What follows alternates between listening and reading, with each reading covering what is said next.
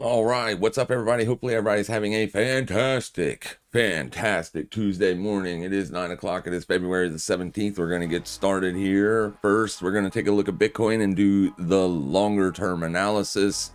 Not really anticipating a whole lot today as far as news. Let me just make sure. Yeah, nothing really here for us. Okay. So yeah, longer term, let's go take a look at Bitcoin. So Bitcoin has obviously been extremely weak for quite some time now. And since we put in this capitulation style wick low here, Bitcoin has literally been trading inside that range. This is the very beginning of a brand new week. Yesterday was a holiday, so the markets were absolutely slow. Very small movement. But as you can see here today, you are currently trading inside of last week's range. This current monthly candle looks like this. You are literally trending still to the downside on basically literally every larger time frame chart you want to look at. With that being said, I do believe this low will probably be the low for a little while, or at least until we start seeing pretty bad news, or if exchanges start going under like happened back in 2022 or anything like that. We will go over some on-chain data to look and see if, if we're going to have obviously right now everybody's bias is bearish, right? The sentiment is terrible. We hit literally single digits, or we've been in single digits on the fear and greed indicator for so long. The market is extremely bearish. The crypto market anyways, Bitcoin. So not a lot of things out there that are indicating that you should be buying, but obviously you were oversold on the weekly. If you're just using momentum to be your guide or your gauge, typically speaking, in Bitcoin's history, for its entire history, whenever it's been in this area, it has been a good place to be a buyer. So if you're looking to participate in some of Bitcoin's volatility in the coming years, then yeah, this could probably be a place for you to get a little bit involved if you want to. But most people that follow this channel obviously are traders. We trade intra-week and intraday volatility, and that's what we're looking for. So yeah, it got a little bit oversold. I anticipate some of this momentum to chill out a little bit. But right now we're kind of seeing volatility across the world. Literally, it's almost market wide. Like every single market that you're looking at, you're seeing volatilities, whether it's the Forex markets, whether it's crypto markets. Stock markets have been a little bit slow, but winging back and forth.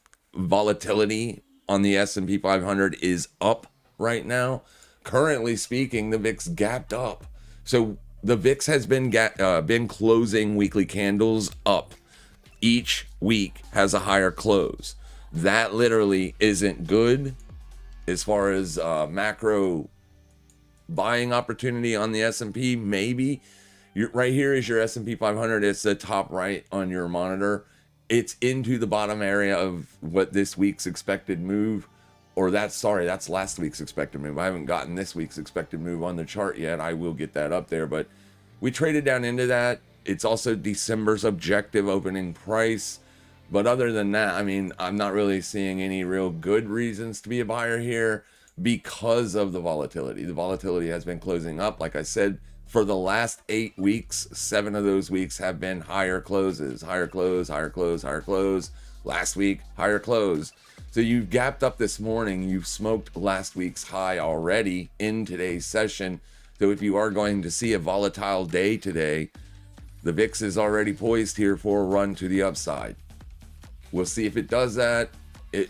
Generally speaking, whenever we start liquidating large levels like that, we anticipate the first attempt of that to be more or less a slowdown, but we'll see what it does. If it's going to head back lower, then obviously you could look for long positions on the S&P 500. If it starts to trade back above this white line up at 2240, that's insane. Like the VIX is above $20 right now.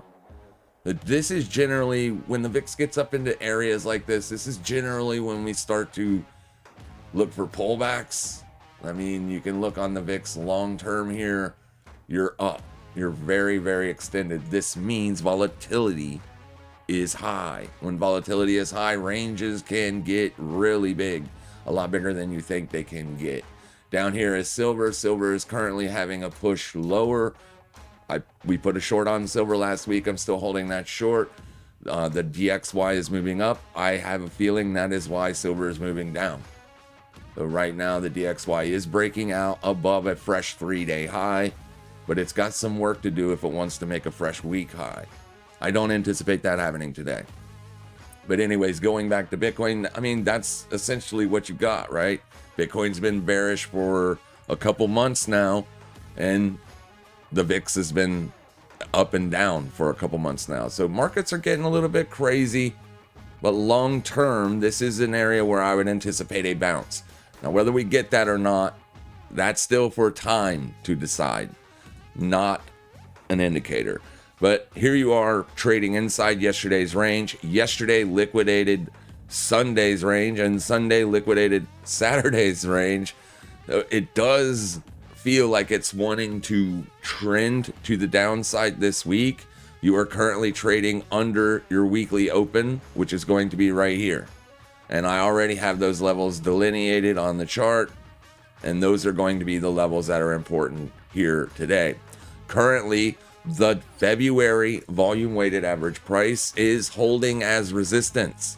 What that means is price is not able to get any sustainable bullish momentum above that VWAP, that volume weighted average price. So that is acting like resistance here. Every time it's traded up into it, it has pulled back. As of right now, the pullback that you've experienced from this retest is a higher low. It is a trend line break. If you put a trend line on the objective lows, you have broken that trend line. But you're not seeing any downside strength here either. So today's Tuesday. We'll see what happens. But the near-term bias, it just has to be bearish, right? If you're looking for day trade scalps, I think day trade setups will be taken to the downside by most people. And if you are looking for that trend to continue, you could hypothetically look for entries right here at about 68,437, but that's only if you get a rejection here. All right, I'm not quite sure what this line is down here. Yeah, that is a nothing burger line, so ignore that. Boop. Yeah, we don't need that. Oh, I remember. That was from yesterday's live stream. Sorry. Anyways, if you were in yesterday's live stream, it wasn't a public stream, so don't worry if you're in the public stream right now and you're thinking to yourself, wait, I wasn't in that stream. No, it was a private stream. But anyway, if you were in that and you bought there yesterday, I don't see any reason for you to close that, because that was the low liquidation. Now, you did put in a fresh weekly low there, and so far a lower weekly high. So if the trend's going to continue, then we would anticipate that being lower. But if this was a liquidation move and price is still wanting to go to the top side of the range and liquidate that, because that hasn't been done yet. So it is possible that we do see an upside spike for the top side range liquidation, because price right now is in price discovery. It is consolidating the losses, which generally isn't a good sign. On the larger time frame charts, this is otherwise known as a bear flag, but it is just price discovery. Price discovery usually likes to liquidate both sides of the ranges, but the near term and longer term trends are all down, right? So take that with what you will. Current Forex positions that I have open right now are USD CAD longs. I took that last week, and then the week prior to that, I got short USD JPY. I'm looking for the short on USD JPY to be a longer term breakdown on the dollar, a more macro move, if you will. Unfortunately, the dollar, well, here, let's go do the dollar real quick. Right here. All right, DXY. Bear with me for just a moment. Okay, so here we go. The DXY, longer term, or at least the last several months, have been in a downtrend.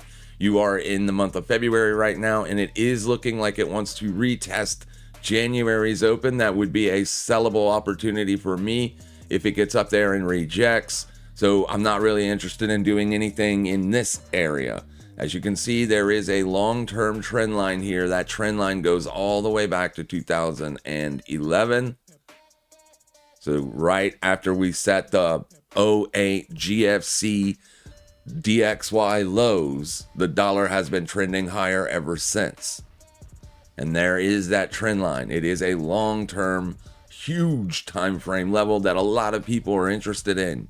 I myself am not interested in this trend line. I am interested in this close, which is June of 2025's close. That is objective monthly support. Until you get a monthly close under that, you cannot say that a breakdown has happened yet. We have attempted to break down in a few months. We attempted to break down here in July. That failed. We attempted to break down here in September. Right? The dollar operates on a macro level. So if you do get a breakdown here, it could be a large move. Now, with that being said, the reason I'm long USD CAD and short USD JPY is because I'm looking for the breakdown to happen. The macro, if you will, or yeah, just the macro supports a dollar bearish bias because we are in a rate cutting environment. And generally speaking, rate cuts is mostly looked at as a negative dollar sentiment. So take that with the same, like you got China selling dollars, you've got BOJ right now struggling with a very weak yen. There are a lot of macro reasons why people are looking for the dollar to break down, but price is king. We look at and watch price because it's the arbiter of who is right and who is wrong in the future. And right now, it is definitely struggling to break down. So I wanted to offset that short only exposure for USD shorts. I wanted to offset that risk with a long USD CAD position. That basically means if we get the breakdown, I will be stopped out of the US dollar CAD long. But if the breakdown doesn't happen because this level ends up being support, then I don't want to lose all the money that I've already made in the USD JPY short.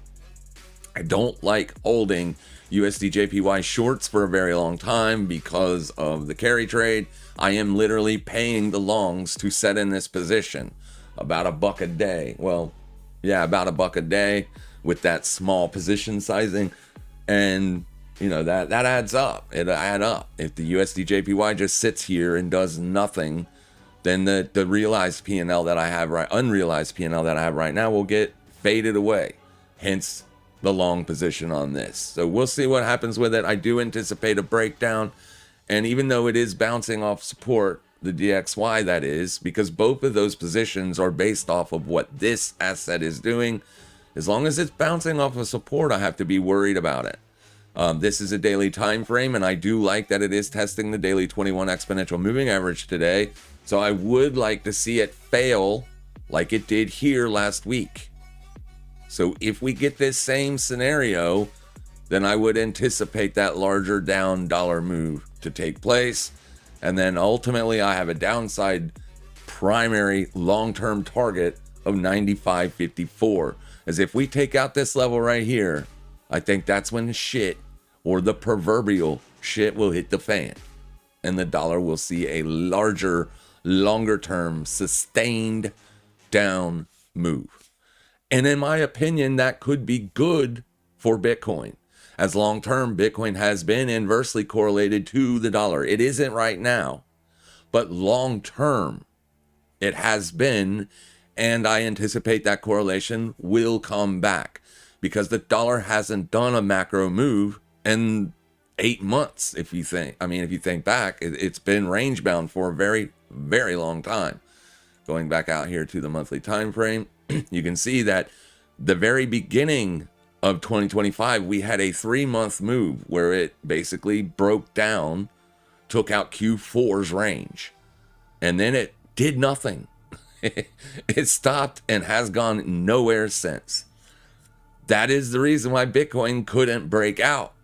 You take into effect also you have long-term holders taking profit on Bitcoin and a few other macro reasons. This is why Bitcoin has not broken out. So if the dollar does get a sustained move lower, then I think that could help put support under Bitcoin. But we'll see. Only time will tell. I long-term have a very bullish bias on Bitcoin. So I am almost a Bitcoin maxi. Because I'm a trader, I can't be fully a Bitcoin maxi, but if I wasn't a trader, I would just be buying Bitcoin only. I would never be selling it. But because I'm a trader, I do sell it. I trade price. If it's going up, I want to be long positions. If it's going down, I want to be short positions. So hopefully you guys got what you need from that long-term bias or the long-term analysis. All right, so with that, we'll go ahead and move on to what we're looking at here. Obviously, if Bitcoin breaks down, I want to look to take care of that with something else that moves more.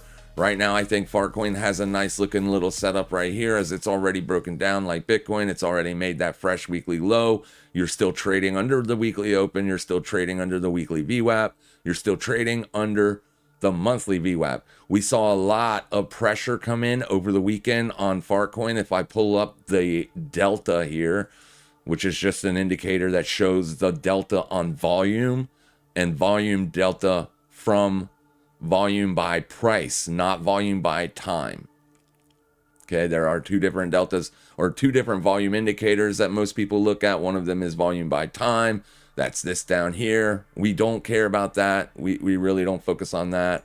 I like focusing on, that ain't it right there. I like focusing on the profile, the session volume profile specifically, because I look for intraday opportunities. If I'm looking at session volume profile here, I do like it for a continued downside move as prices trading under today's point of control, yesterday's point of control, as well as Sunday's point of control. So if we're going to see that downside move continue, I would anticipate it failing here. Now, with that being said, Farcoin can be a little bit volatile, so it can be difficult to get positioned. Yesterday morning, we wanted to be short Farcoin, and we wanted to be short Farcoin at this white line. I took that trade on one initial setup, and I got stopped out. And I had posted that in my community, so that probably stopped a lot of people from taking the short because it ultimately did work out. I hope that didn't happen, but I almost know it did. So I shouldn't have even posted that I got stopped out.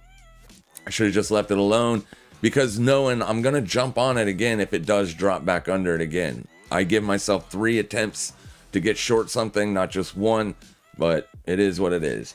Anyways, I liked it for a short yesterday. That short played out, and I still like it for a short today.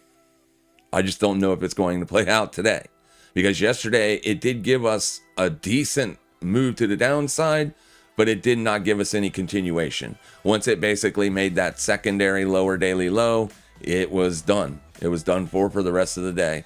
So no trend, right? No trending, no continuation, just big fat nothing. We are a little bit lower today, so more and more people are going to be looking for short setups today. But here's the thing. If it doesn't reject here, I don't want to be short.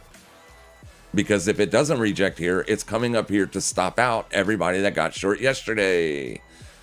So you see what I'm saying, right? So the only way I want to be short Farcoin today is if it fails here. It doesn't even have to get up there, but that would be the best level to look for the short, in my opinion. It could literally fail at 1966, which it's already kind of doing. So we'll see what it does here. Obviously, I can't look at any indicator and tell you what price is going to do. Nobody knows that info. That is what everybody on YouTube wants, and the one thing nobody on YouTube can give you. Not with any consistency, not with any, no, you cannot predict price. It's way too chaotic. But we can look at it, indicators and get a basic directional bias. We're bearish on basically everything that we look at to give us a directional bias. We retested the daily 21 exponential moving average on Fartcoin. So if the daily 21 exponential moving average is a mean, then Fartcoin did give you a mean reversion move. So if the sellers were waiting on that, which it does look like they were, because this move right here was aggressive. It wasn't as aggressive as Saturday's rally, but it was aggressive. And if we go back to the volume delta, this is the cumulative delta volume indicator, CVD, cumulative volume delta. If we look at this, we can see that the sell side deltas that you saw on Sunday were aggressive. They were large, and it was a trending style aggression. Look at where this stuff stopped, and here, where this stuff stopped, and here. Notice on Sunday, it did not stop there. It gave you more selling pressure. So very aggressive sell side in Sunday's range. I would have anticipated that to have some follow through. You did not get that follow through. That's why I'm a little bit concerned here. I would have loved to see that follow through yesterday. We didn't see it, but yesterday was a holiday for the US. It was President's Day, so the US stock market was closed. Generally, when the US stock market is closed, we see light volumes, thin liquidity, and that's literally what we got yesterday. So the only positions for me are silver short and Fartcoin short. I'm not looking to buy Bitcoin with the futures here. I was looking for that, thinking about doing that yesterday, but I decided not to do it. So probably won't do that again today, as we're not seeing any kind of bullish momentum that lasts for any amount of time. So let's go take a look at Glassnode indicators really quick. There is my little thing there. Let's get rid of this. How do I get rid of this? I don't want to. Okay. So you have seen a lot of Bitcoin ETF flow be negative, and the negative, anything over 250 is generally, I consider to be large outflows. Anything above 250, like you saw here, I consider to be large inflows. 250 is that kind of large spot. So anytime you're seeing numbers that are larger than 250, it is pretty heavy. That we could see going into the end of last week, or the beginning of last week, not really heavy buying. And then that ended with heavy sell side. And then Friday, you did a lot of nothing. So we'll see if this trend continues going into this week. This isn't Glassnode data, but it is important data nonetheless. And then if we go look at some on-chain data over here, this green line here is the line that I want you to focus on. It is the long-term holder spent output. It's the SOPR indicator. The green, you are not seeing it bounce. So you can see how the green kind of goes up when price is going up. That's suggestive that you have people buying the dips, or it's being accumulated. It's not being accumulated yet. It's still being sold off here, and it's still being sold off aggressively. So we'll see if that changes. And then if we go look at long-term holder supply, let's make sure we have the the good data, the stuff from today. You can see that it did bounce out, or it did bottom out, but the problem with this indicator is long-term holders are defined as people holding coins for longer than 155 days. So because that's about a 3-month period, now that we've been in a 3-month downtrend, we could see this indicator just start going up, because your long-term holders are now people that are anybody that bought in through here. So naturally, they're becoming long-term holders if they're just not selling, right? If they got in October, they are now considered a long-term holder, and it looks like long-term holders are buying. But I would want to see this going up, and I would want to see it going up aggressively to show me that, you do have actual long-term holder accumulation. We're not seeing that. We're not seeing that in the SOPR, and we're not seeing that in the long-term holders. The SOPR is spent output profit ratio. Sorry, my brain farts constantly, so I can't remember words. Whatever. It is what it is. But yeah, that's what we kind of have going on here. So as long as we're not really seeing much accumulation take place, we're not really seeing any trending delta style longs happening. We saw some good trending deltas over here for a day. We saw some good trending deltas over here when you put in the lows. Look at the size of the volumes over here on this delta on that day compared to every other day since.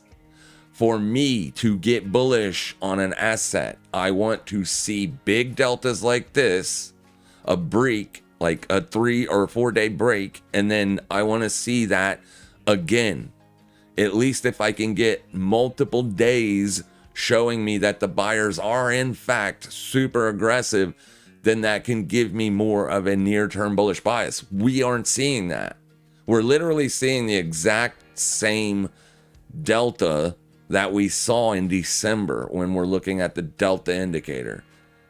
And if you're unaware of what happened in December, just go right up here, as this is December. You didn't see any sustainable bullish momentum that lasted for more than just a couple days. And then the heavy sell side pressure came right back. And then obviously it broke down. And now here we are down here. So we're seeing the exact same pattern.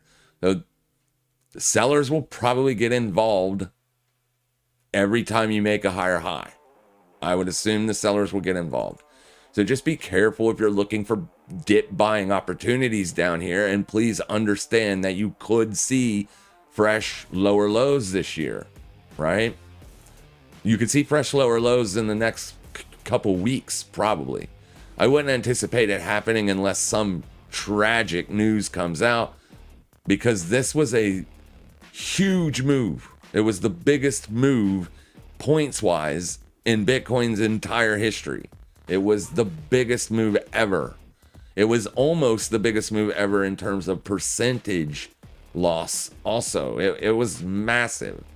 Massive liquidations took place. So it's going to take time to chew through all that. It's also very hard for me to get bullish when the dollar is moving up. And today the dollar is, well, moving up. Here is the daily candle. It might find resistance here, but I don't have an objective level to put on a short here on the dollar. But it might find resistance, it might not. We'll see what it does. But if it continues to press on day highs, which that just simply means keeps making fresh daily highs all day today, then I would not anticipate Bitcoin bouncing. But it could. We'll see what it does. There was the bell. S&P 500 popping just a little bit on that info, or on that bell. Here we go. You can see the S&P did make a fresh low. We did take out Friday's low on the futures. But you have not taken out the Friday low yet on the cash market. This is the SPX up here, the cash market. The only way you can trade this product is if you buy and sell options. And then down here are the ES futures. It's actually a CFD product because I don't have live ES futures data on this platform. I don't need it. I have it on live data already on 2 other platforms. So I just watch the CFD as it tracks the futures. It does exactly what the futures does. Though it does look like it's trying to make a fresh day high here. I mean, that's not even going to be your daily high. Never mind. That's just going to be a London session high. You're still red on the day here on the futures. And then Monday's high is up there. Friday's high is up there. So as long as you're trading under the yearly opening range here on the futures product, as well as the cash market, I will have a bearish bias. As that is your objective yearly opening range. And as long as price is under this, then you are objectively bearish on the year. So as long as that is the case, I have to have a bearish bias. Now, I don't necessarily want to open up fresh shorts here, but I did open up fresh shorts here on the retest on Friday. So if it gets above that, obviously I'll have to close that position out. VIX is pulling back off of last week's high. That would be more bullish than bearish on the very near term. You have a gap to fill here.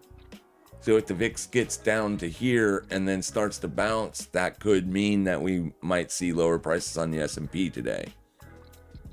But your day high on the S&P is going to be right here. I don't think that's as important as Friday's high, which will mark up there. So we can get kind of an idea as to what is going on here.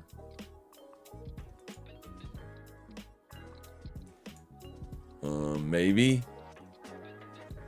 Like, what is up with you? We'll come back to it when it decides to do something. All right, going back over here to Bitcoin, you can see it is kind of finding a little bit of near-term resistance. A little bit of near-term resistance coming off of that weekly VWAP. That's your green line there. That's the weekly range just started, so not too concerned about that.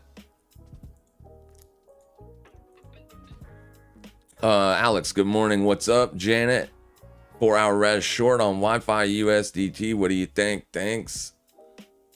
Is that Wi-Fi or is it just WIF? WIF USDT.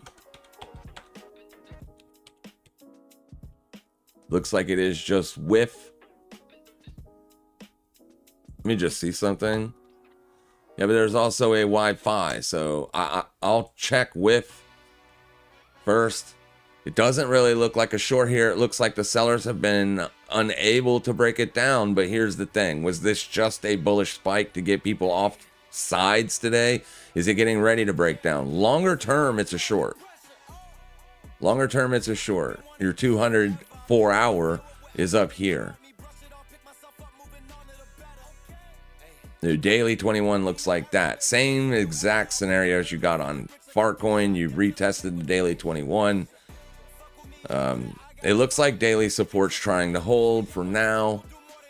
Yeah, it would be hard for me to be a seller here because you have that support that is obviously trying to build in. If it could break down and close a 4-hour candle down in here, then maybe I could look for a short on the pullback. If it if you get something that looks like this, right? If you get a candle that breaks down, closes, looks like that, has a little wiki too on it, and then you get a retest that looks like this, right? Then maybe on this candle, when this candle opens, sets a wick up, and then refuses to go higher than that, you could short it then, anticipating this to have a move lower, right? Maybe if you get something like that, I could be more interested in shorting it. But with it looking like this, not really. It's higher lows. Higher low, higher low, higher low.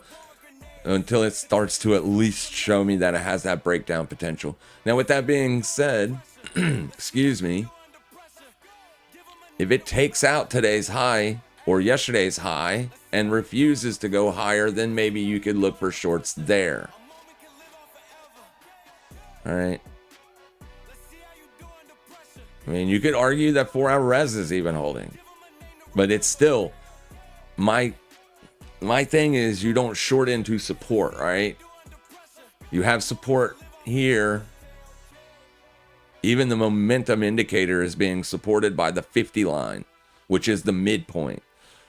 So it's kind of like at one of those spots where, yeah, it could break down. It's not really at a spot that I want to short it. But if it fails to put in bullish momentum up here, then you could look for the short there. But it's still, you're shorting right into support. So basically your downside target, since this is support, could only be like right here at the most. And that's a 3% move. Because you're closing higher closes, higher close, higher close. It feels more like it wants to go up. But that doesn't mean it will.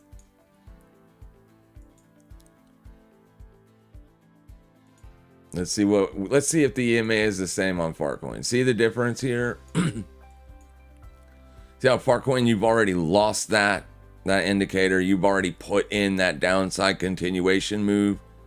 It's already setting up for what looks like a downside move, right? Your volume deltas are even saying that the sellers are more aggressive today than the buyers, which you can see that with price. You don't need the delta to confirm that because price is down. This is a lower low on Farcoin. You don't have any of that here. None of that. It's different. So be careful. It's not like a perfect setup, but it does not mean that it won't work. You're also more bullish on deltas on WIF. So this would not be like a favorite setup for me. It will probably do whatever Farcoin and Bitcoin does. So if you are short, it still might work if Bitcoin and Farcoin fail, if they start going lower. But if they don't, I would argue that this would be more of a buying opportunity than a selling opportunity. I mean, obviously the longer term trend is down. But for today, as long as it's above 23, I would probably be more of a buyer than a seller. Just because of this near term higher low structure. Just be careful, obviously. If you're mitigating your risk, then you're good, right? Just mitigate your risk. Nobody can predict price. Every trade can work. Or any setup, that is, can work. But you're right, it is in the 4-hour res. The structure just looks a little bit more strong. Can you tell me your opinion about pound yen? There is okay, pound yen.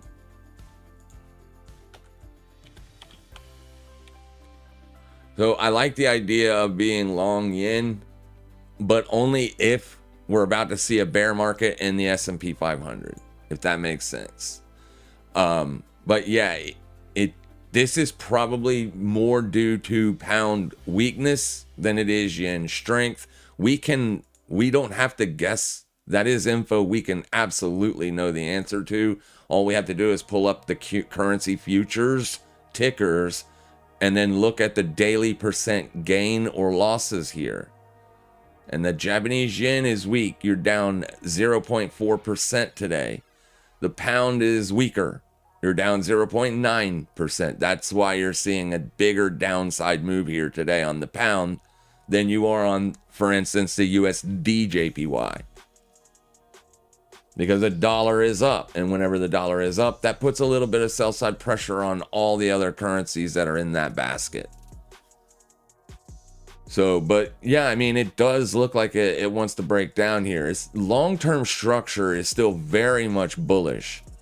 But at least you do have a fresh monthly low and you are trading well away from that level.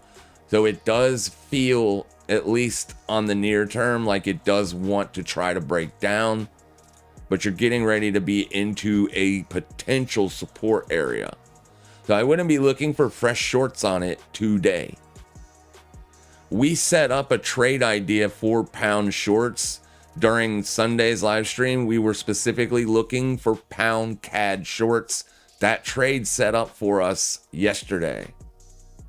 So like I wouldn't be wanting to take a fresh pound yen short today, right down here. But if I would have been watching pound yen up here, say yesterday, I would have been okay with taking a short up there. Right? But that trade is already played out. It's already played out, and if we go to the Discord real quick, I'll show you right here. Oh, that is not the Discord. My bad. Right here. Pound CAD is rolling over like we wanted. So if I pull this up, you can see the level we were watching, 1.85963. If it failed there, we were looking for shorts, but that trade was yesterday when you were trading up on the day highs. And you can see that it is in fact working today. So this would be a profit taking move right here. We would be taking profits on it, moving our stops to break even. So you can see why I wouldn't necessarily want to short pound yen today, because we're already making money from it. However, with that being said, longer term, it does look like the risk markets being the S&P 500 right now is putting in a broadening wedge, which is a topping formation. It's the exact same thing that we did with Bitcoin. So there goes Bitcoin real quick. So that probably means Fartcoin is headed that way too. Here are my current positions. Sorry if I haven't showed you already, but yesterday there's the short up there at high of day. So I'm just looking for that to continue. And then here's the short that I'm currently holding on silver. Up there. It was originally taken up here before the weekend. This sideways no candle look right here is Saturday and Sunday. This is a new futures product. Not much volume is traded on silver over the weekend, but we shorted it originally here. And then yesterday, or Sunday, I should say, when it spiked up, I took a new short position, adding to the position size. As it was a $200 position, I added an extra $150 to the trade because it just felt good, right? It was trending lower. It felt like it was going to be a bigger move lower, and it is moving lower. It is into profit taking right now. So if you're short in the same trade, because I did take this live, if you're in this trade with me, you do want to start taking profits here. It is a lower low, so obviously we could see lower prices, but it's just a lower low relative to this low. It is not the lower low down here, and hopefully it doesn't go down there just yet. I mean, I'm okay with it because I'm in a short trade here, but I was literally thinking about getting rid of a few more silver tokens while it's up here at these exorbitant prices. $70 silver sounds good. I could sell, 30 coins real quick and make a quick $4,000. I was literally thinking about doing that today. I actually pulled them out of my safe. So yeah, probably going to go ahead and take, because it's $70 silver. It's still very, very elevated. But we'll see what happens with it. Bitcoin is starting to see a little bit more of a down move here. It's kind of what we anticipated. I mean, it is what it is. I'm not seeing a big move on Fartcoin yet, which is odd. Let me get rid of some of these indicators. It's just ugly to look at. Ugh. Yeah, so that move up right there was just a sellable opportunity. Like I said, if it trades up into the week open, that's where I'd want to put that short on or be short from. It just makes perfect sense that it would roll over there. We'll see if it gets any kind of downside, like any larger move. Risk markets are starting to pull back a little bit here. We do have a downside bias on them. Like I said, this is a broadening wedge. Broadening wedges, you can't really see it because it's a very dirty chart. Tesla pushing down and Nvidia pushing down. As long as Nvidia is under 189, I have a bearish bias on it, as that is your objective yearly open. And you just made a fresh yearly low on Nvidia down here last week or 2 weeks ago. I mean, the trend is down. This is a lower yearly high. We wanted to see a fresh higher yearly high, as that would have been a bullish signal. But because it failed to do that and is now back under the yearly open, we're bearish. We have a bearish bias. But anyways, let me use this. Let me use this to pull up the S&P real quick. Well, no, I can do one better. I can just simply go to here, here, and there. There you go. It's literally the same pattern. It's a broadening wedge. Broadening wedge. Bitcoin broke down. S&P probably breaking down. And if we tie that in also with our ratios charts that show us, growth versus value, for instance. No, sorry. Ratio. Nope. Ratio. Right here. This is your growth versus value chart. It just means it's a growth SCHG is a growth ETF. VTV is a value ETF. So whenever this asset is moving up, that means people are rotating funds into growth. Whenever the asset is going down, it means people are rotating from growth to value. People usually go from growth to value right before bear markets. To be honest with you, this chart has called literally every bear market since pretty much the pandemic, and the S&P has not rolled over yet, and this has more than rolled over.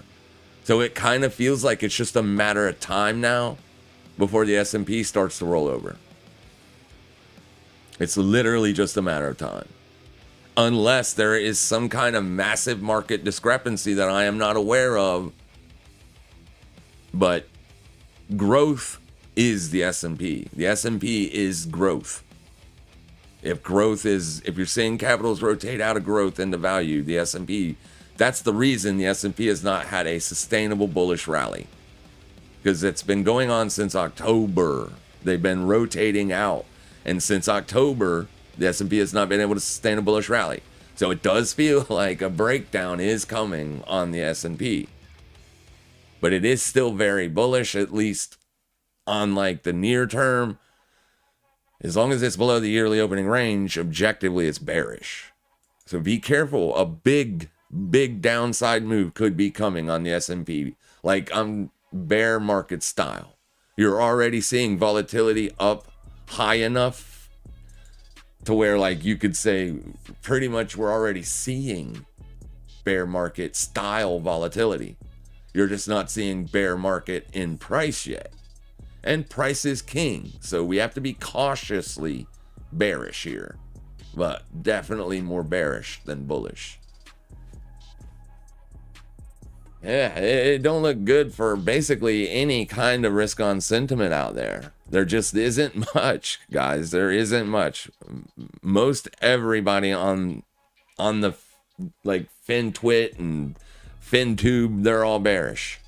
Everybody's bearish. It's crazy. I don't think I've ever seen sentiment this negative before. And I've been doing this a long time. Greetings. A greeting to the best channel in trading out there. Thank you, sir.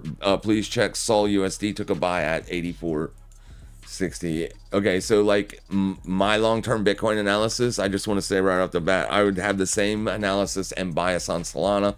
Basically any crypto. As long as crypto is bearish and in a bear market, I would have a bearish bias on most crypto.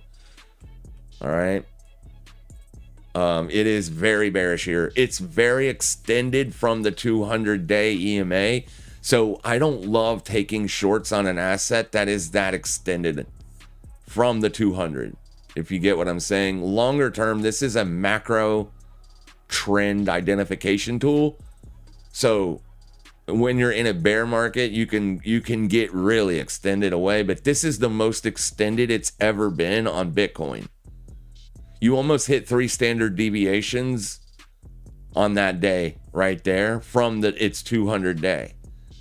I don't want to be short. Bitcoin has never done that before, so it makes it very difficult for me to open fresh short positions on Bitcoin down here while it's that far extended.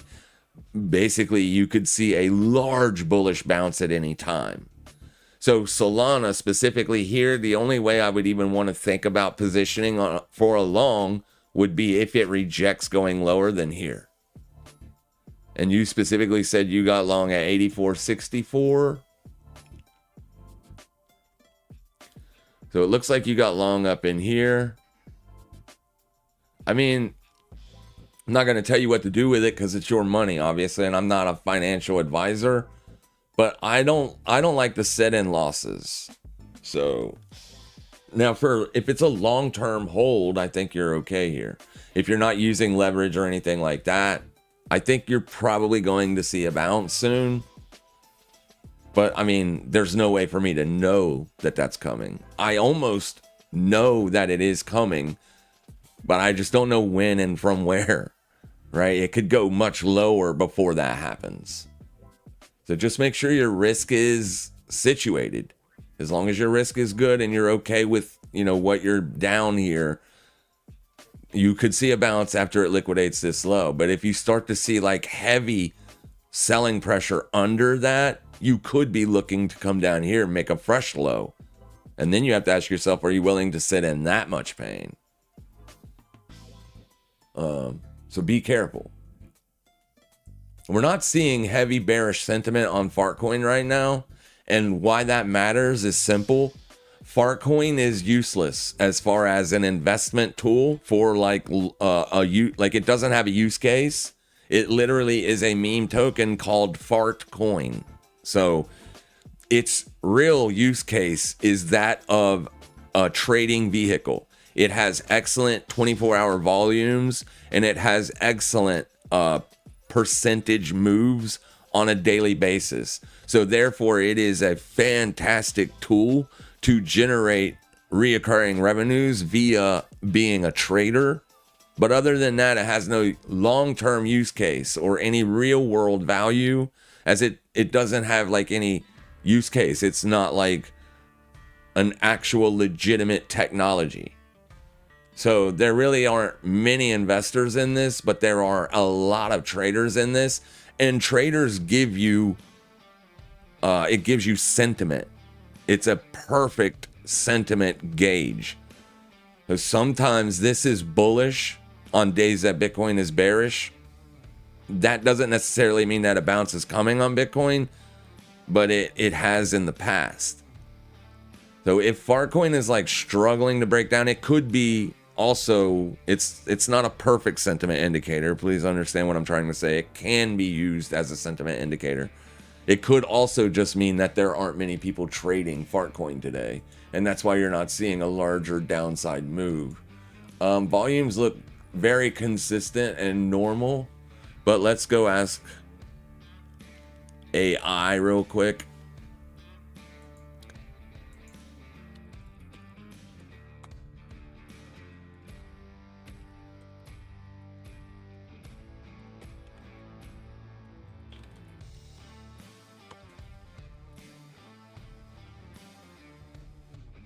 Sorry. I tap like a bird feeds. Tap, tap, tap. 24-hour trading volumes for Fartcoin, the popular Solana-based meme coin, over the last 7 days appears to be fairly normal and consistent with its recent average activity levels. So, yeah, that's good. That means normal trading volumes. So maybe the move ain't going to be as big as we think it is going to be. But if you were able to get short up there, you've already moved down about 3.7%, which is a pretty decent move. So you might want to think about taking profits here, as that right there is going to be your intraday low. And you've given back pretty much all of that rally at this point. Or at least all of that rally that happened on Friday. Or sorry, Saturday. You've given it all back. You have, that low is 1882. So you have a double bottom low right here, right now. Identical lows. 1882. Yeah. So if it fails to trade lower than this today, it could suggest that a bounce is coming. This is about where if I was looking for longs, like if I had a bullish bias, I do not. But if I did have a bullish bias and I was looking to implement that bullish bias on Fartcoin, I would be looking to do that right here. Okay? So like it is a place where I would be thinking about getting long, or more than okay with getting long. But I just don't have that bias, so yeah, I'm not. And as long as the dollar is breaking out, or at least putting in higher daily highs, then I want to be short. SPX just basically gave back all of that bounce. Yeah, I honestly think this is bad for the S&P 500. I honestly do. You've already liquidated Friday's low. There really is no point to come back down here. The fact that it is very suggestive to me.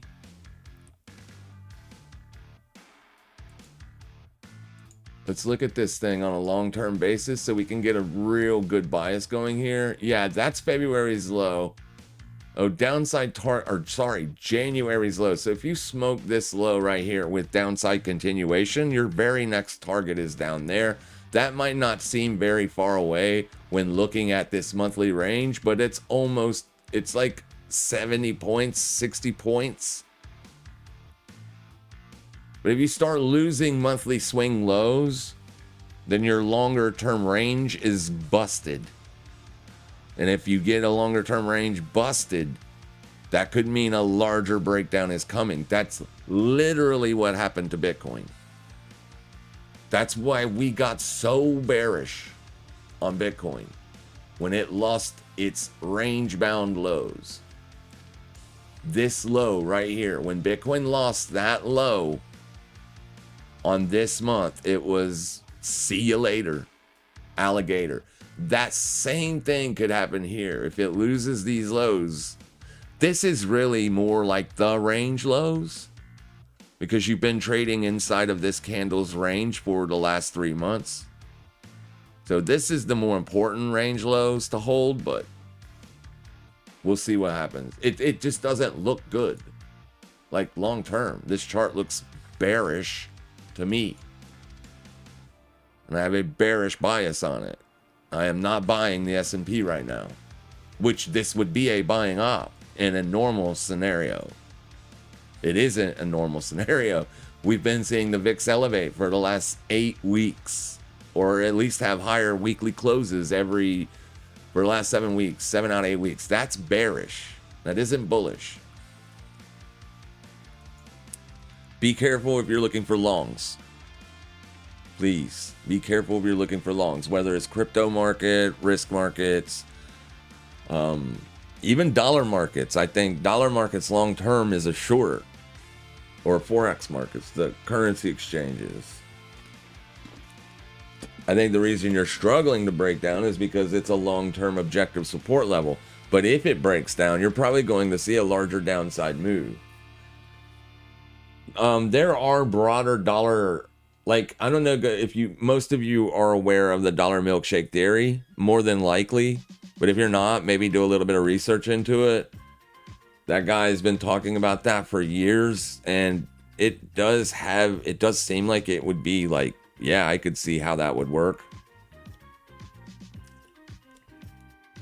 He actually thinks that foreign banks selling US treasuries is actually bullish for the dollar, as all of that supply is back into the market, if you will, and that, or demand, whatever, comes back.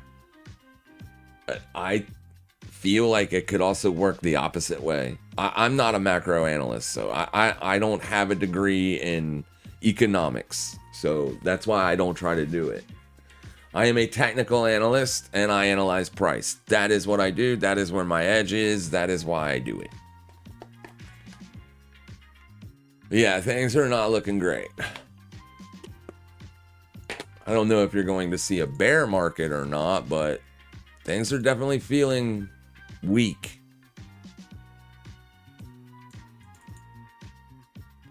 Not really a trending move yet on deltas, but it could end up being one later today. A lot of people are probably trying to buy the dip on Bitcoin here because of the weekly oversold. I just think that it's a little early.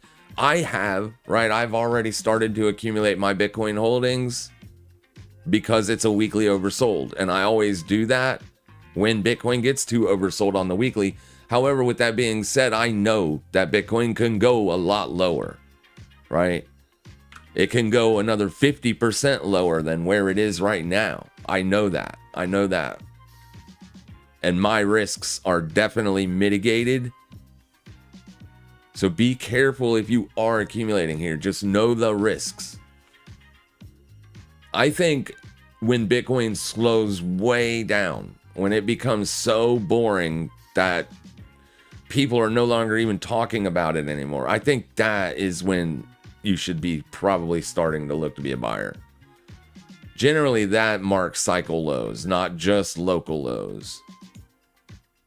or it has in the past, I'll say. But yeah, there's no reason to think that it isn't going to continue to go down. I mean, you just took out yesterday's low. So every day this week, or at least since Sunday,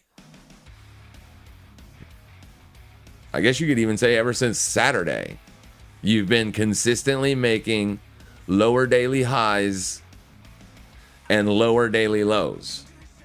So it is literally trending down this week. Makes it very hard to buy that.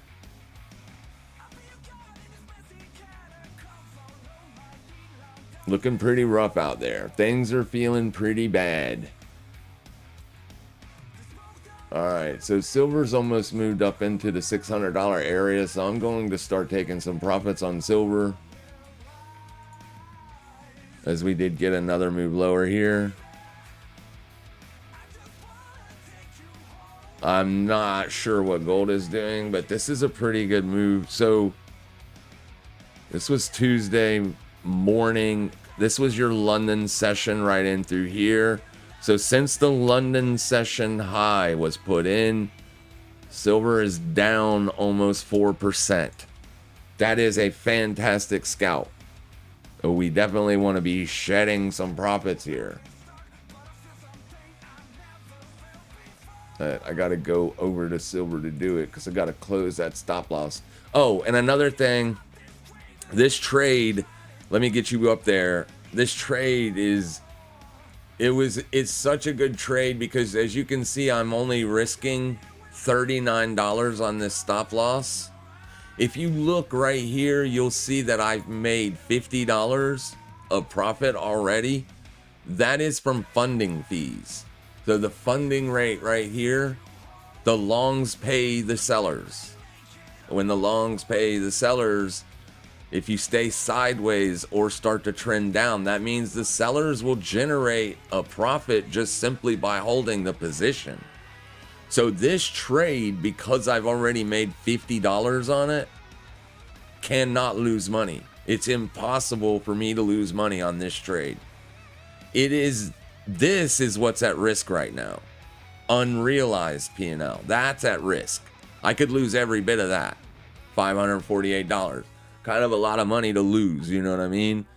But I'm just simply wanting to show you that if sometimes you can get positioned just perfectly in an asset to where you not only make money because price is going in your direction, but you're also just absorbing money because the buyers are on the wrong side. Now that doesn't always work out like that because funding fees are a little bit iffy the way they're calculated and stuff. Different exchanges do it differently, but generally what that means is there's more buying going on than selling, and that's why they're paying the sellers, because they want to pay more and more people to get involved on the short side, as that keeps prices arbed or arbitraged to stay well within other futures markets, right? So you could take that as there's more buying taking place here than selling. But anyways, I got to close this stop loss. Ooh, do not. Damn it. I did not want to do that. I did not want to close the whole position. Son of a bitch. Oh well, I'll get back in again later. Maybe tomorrow or the next day or next week. We'll find a good trade setup on this again. That's going to puke me, especially if it has a sizable drop today. Yeah, that has, I'm going to talk to them. That has to be fixed. That X for the exit, the stop loss, especially because in order to just take profits, I have to close the freaking stop loss down. All of this needs to be changed. I am definitely going to talk to them. That X for exiting the stop loss needs to be completely away from the entire position. I mean, I'm not bitching because I made $600. I'm bitching because I didn't want to close the whole position. I wanted to keep generating that fee, but I'm not going to be able to down here on the lows. I'm going to have to wait for another resistance test, and then I will. But anyways, yeah, that sucks. That really sucks. Because this monitor is way over my head that you're looking at right now. It's way over my head, so I'm like looking straight up at it. But you see how close this stop loss X is compared to the position X. Now, obviously, I can do something like this, right? And then get it completely out of the way and then exit it. But it just makes it a lot easier if they would just simply place the X over here or something. Just do something different. Because that sucked. It's keen to a fat-fingered entry, right? Which I've done that too. So it's my fault. It's not the exchange's fault. Obviously I'm shifting blame because I'm human and I have feelings. And I don't deal with them well. Anyways, we'll see what happens. But yeah, that sucks. I'm really annoyed at that. Bitcoin is still kind of not doing anything, but it probably will. Maybe. I don't know. Farcoin is not making a fresh daily low, so I'm kind of concerned with that. If Farcoin could make a fresh daily low, then we would be able to take profits on another position. Yeah. Damn it, man. Good morning, says Tom O'Donnell. What's up, Tom? How you doing, my friend? Lunar Entity says, London and New York take baseball bats to the knees of the market. Love to see it. Yeah, I do too. This is why I like trading the New York session. Absolutely. Because I know where Asian buyers and sellers are, and I know where London buyers and sellers are. I know where both people are at. I know where the liquidity is to get the buyers or sellers in Asia and the buyers and sellers in London. And then I can basically see how they would work that into New York. It doesn't always pan out that way, especially when a market is trending. When a market is trending like this, you're just best to look for the trade in the direction of the trend. But see, a lot of people, especially when it comes to crypto, they just automatically assume that it is going to bounce because of all the finfluencers out there. Oh, finfluencers telling people to buy the dip and stuff. But generally speaking, especially if you're trying to operate inside of a weekly range, if you don't have more than a month worth of time frame on the trade, like if you're only thinking about being a swing trader or worse, a day trader, you should not be looking to trade for bounces. You should always trade in the direction of the trend. Always. The reason we were looking to buy down here that day was simple. It was a liquidity run. We were looking to see if it wanted to liquidate those traders and then go back up into the range. That's what it did. So that's why we were trying to be a buyer there. We were taking that trade based on that. However, the very next day it came down here and took us out. And then you got the really nice bounce, right? So I was right on the trade, but I was a day early, which a day early in this business means you're wrong. You're wrong. It doesn't matter if you were right? It only matters if that rightness translates to P&L. That's what matters. I can call the right direction all day long, but you can't always make money. And that's what we're trying to do. That's the underlying narrative of why we're even looking at these charts. Because we want to make money. But a lot of finfluencers, they just want to be right on direction so they can, boast their own egos and their algos. Finfluencer ego boosting and algo boosting. It's a wonderful thing. We can thank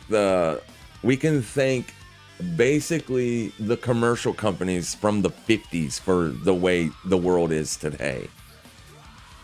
They're the ones that started compiling data in order to best advertise to the people they wanted to advertise to, and now you have super powered AIs and algorithms that are geared directly toward the exact same stuff. So people care more about clicks and views today than they do anything else.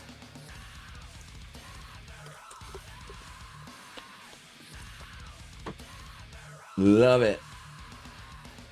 Okay, so we're seeing USD continue its rip, or it's not a rip, let's be clear, but it is a rally, and it is starting to get some steam. You can't really see it here, but there's a fresh day high. So if the dollar continues to do this all day, then I would anticipate Bitcoin being weak. Hopefully the dollar does find resistance. Like I said, we are looking for that to happen. The problem is the first place to even look for that to happen is way up here. And you're a long way from that. So here's the weekly chart. I'm assuming some people will take shorts on the dollar right here at 97.77 if the dollar shows weakness there. But if we fib last week's range,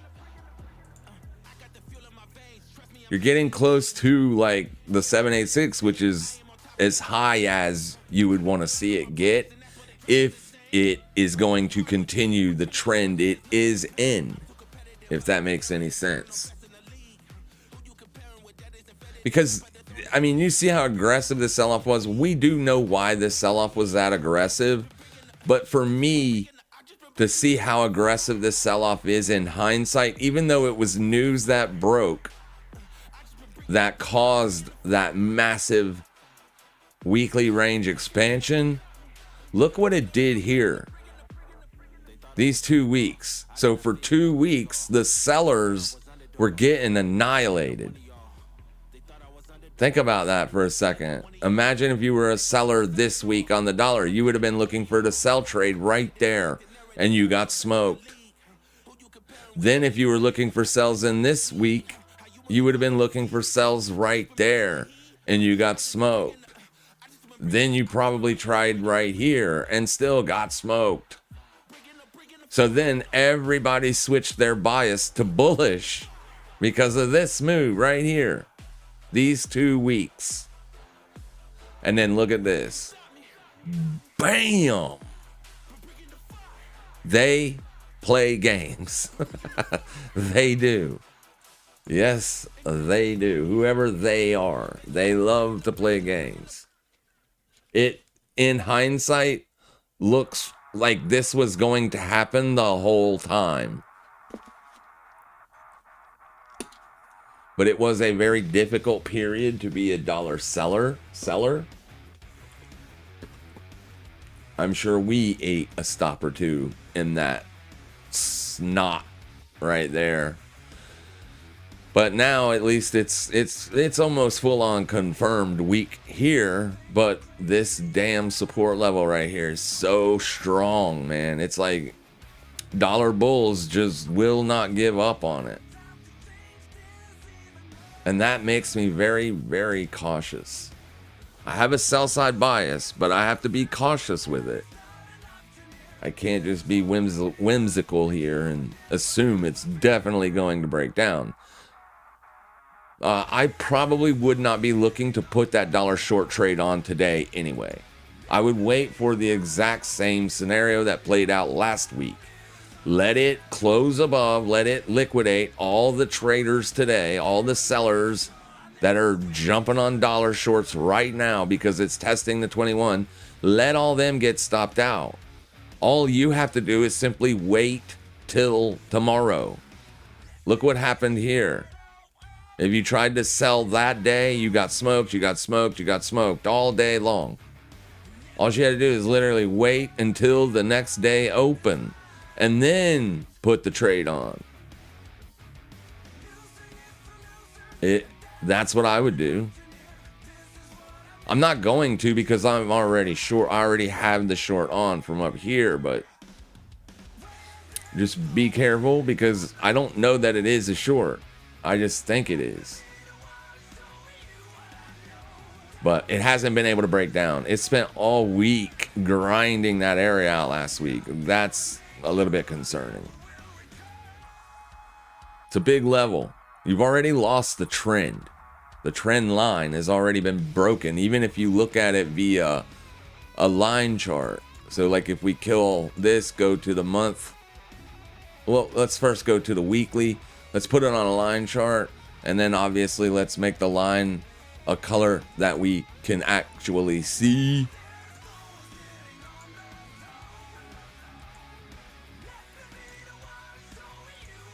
Well, let's make it green.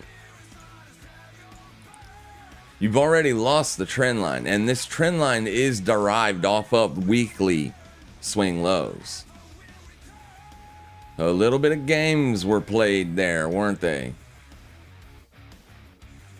So it does feel like you've already broken down, and this move up is just, people are going to sell it. But we'll see. We'll see.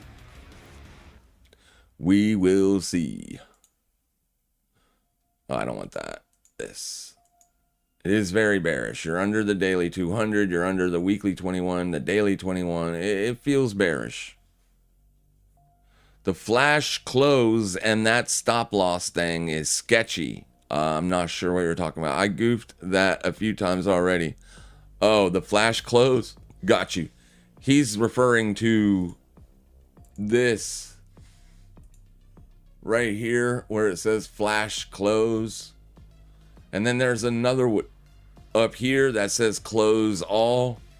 Yeah, that's got me too. You can't see it, but right there where my cursor is, right next to it, there's a button that says close all, but that will literally close all your positions that you have open. I've gotten hit with that a couple of times too. Yeah, it sucks. Like I said, I made money, so I'm okay with it, but I did not want to close it. I wanted to just close a portion of it. The Farcoin back up here. Not really liking that, but we'll see if it can stay under this high. I'll be okay with holding this short. But anybody that shorted today during the New York session, your stop is right here. So you're being threatened with this move here. Obviously, if it does, then I'll probably just close it. But we'll see what happens. Yeah, I don't like this. Farcoin it can be aggressive, and it can be a very volatile asset. I mean, just look what it did yesterday at the level where I was looking for the short.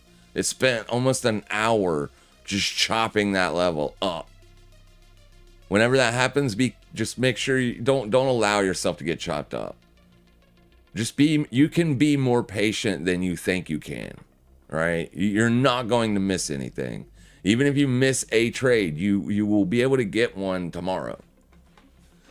You're not missing anything. It kills most people, not being patient enough. It kills their account.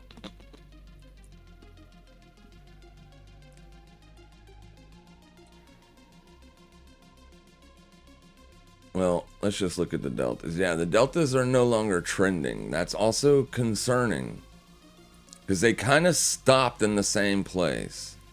So that could suggest that there's someone down here buying an iceberg. A large group of buying has taken place, and it's been taking place over a period of days, right? Because a lot of bigger investors do buy low. They don't buy highs. They buy lows. So if it can't break down and start trending, we might not see price be able to do that either.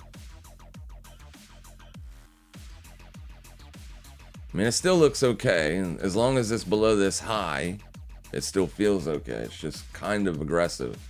And the dollar is at a place where people will look for the sell. It's literally trading at the daily 21 exponential moving average. Some people will be shorting the dollar because of that.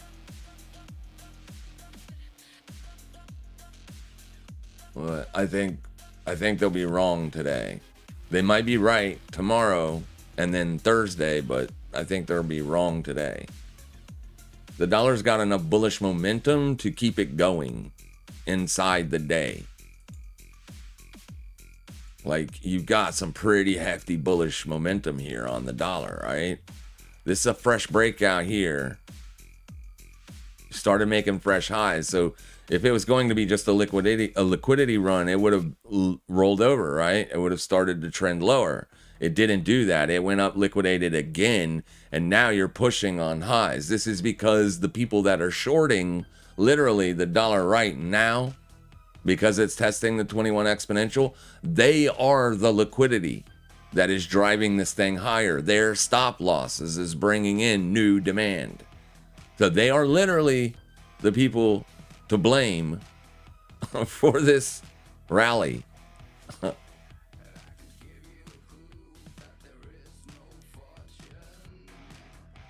Yeah. They're going to try to short it there at the 786 too, because the Fibonacci retracement can be used by everybody. It just shows you where the fib levels are of the prior range. It's nothing special. Obviously, people like the 618.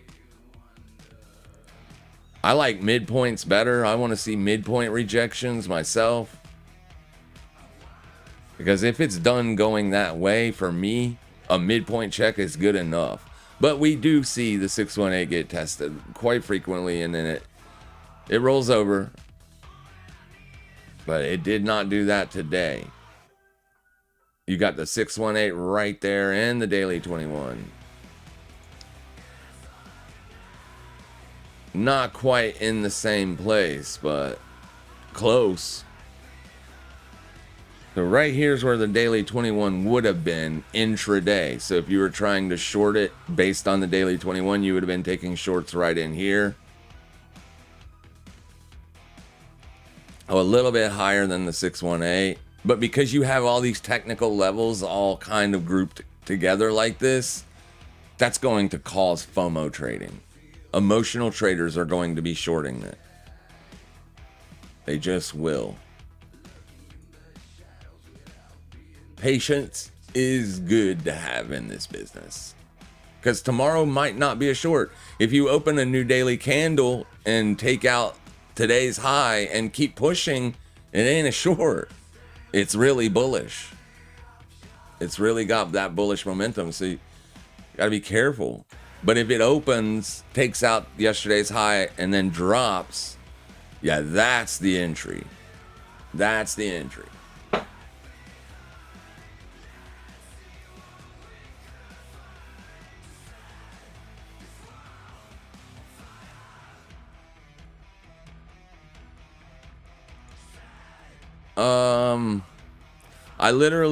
I really dislike cloud-based prop firms. I've had errors when I end up with 2 or 3x the amount of contracts I originally ordered.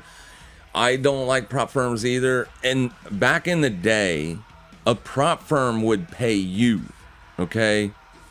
That's how prop trading used to work back in the 80s and the 90s and early 2000s. Prop firms would pay you.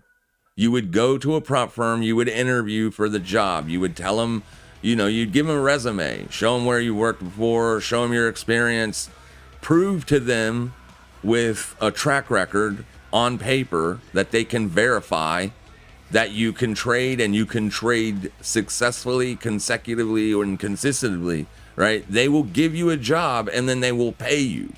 They will give you some kind of package, and then they give you benefits and bonuses, and yeah, great stuff. Nowadays, prop firms are getting you guys to pay them because they know you fail.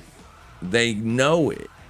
So they be like, yeah, you give us $500, we'll put you on the silver package, or we'll give you a 50% split. If you pay us $1,500, we'll give you the gold package where you get a 70% split.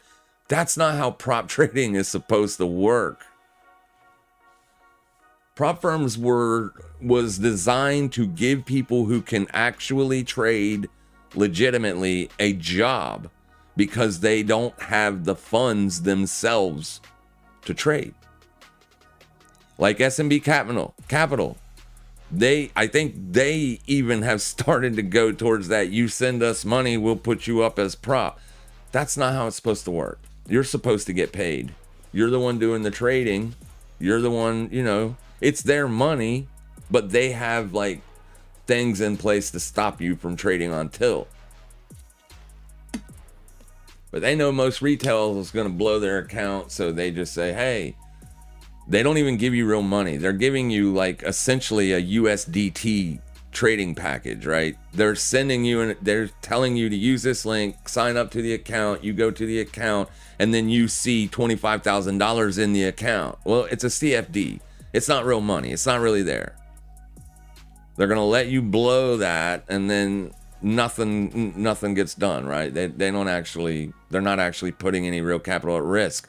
But if you are profitable, you can still generate revenue from prop trading.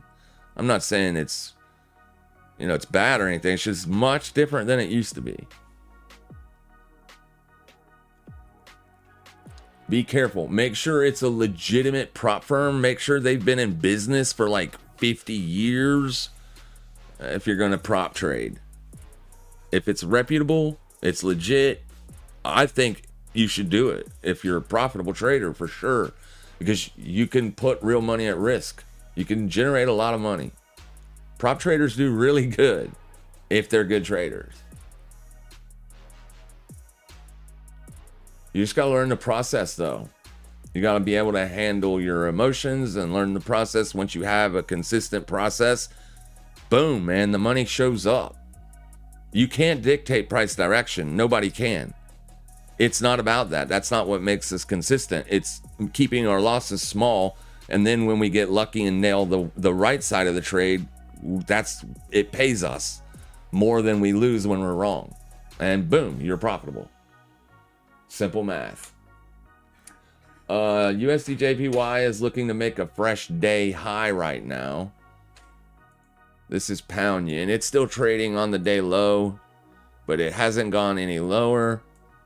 We know this is because pound is just weak today. Let's go look at pound dollar, because I actually did like pound dollar longs last week. This is not the right watch list. Here's the pound CAD short. Nice trade, nice trade. Let's go look at pound dollar right here. So it's getting beat up today. Pretty bad, I might add. Let's go look at it, though. Yeah, you're smoking last week's lows. Damn, son. Yeah, this isn't a good look. This looks like something else is going on here. See, this is the problem with me being hyper bearish the dollar down here. That literally means I'm hyper bullish pound and euro, which are two shitty currencies, and they're both at resistance. They're both up at highs. If the pound can stay above this, I would still have a bullish bias on it, because the last 3 months have made higher monthly lows, right? You're not making a fresh monthly low until all the way down here, unfortunately. So basically, I would want to see it reject going lower here or higher than here. Then I can have a near-term bullish bias on the pound, regardless of what is playing out here today. But with that being said, it's a nasty day. It is a nasty, nasty day. You could be changing the near-term trend here. And the reason I'm saying that is simple.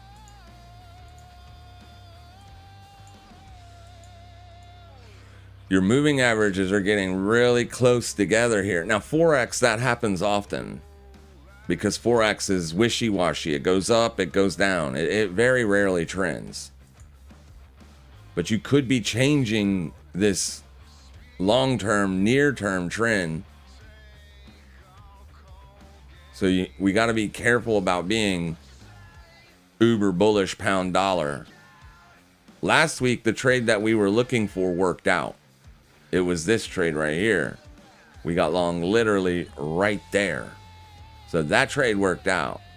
But now that you're back, I have to ask myself why, right? Why is it back? Is this just a liquidity run that smoked last week's low and then it's going to go? Well, it's not last week. It's the prior week. Sorry. If it doesn't go any lower than here, I would still have a bullish bias. Like if it rejects right here and then slowly starts to fade back up into the range, then I would still have a bullish bias. If it keeps trending lower today and then breaks through here, something is changing on the macro potentially.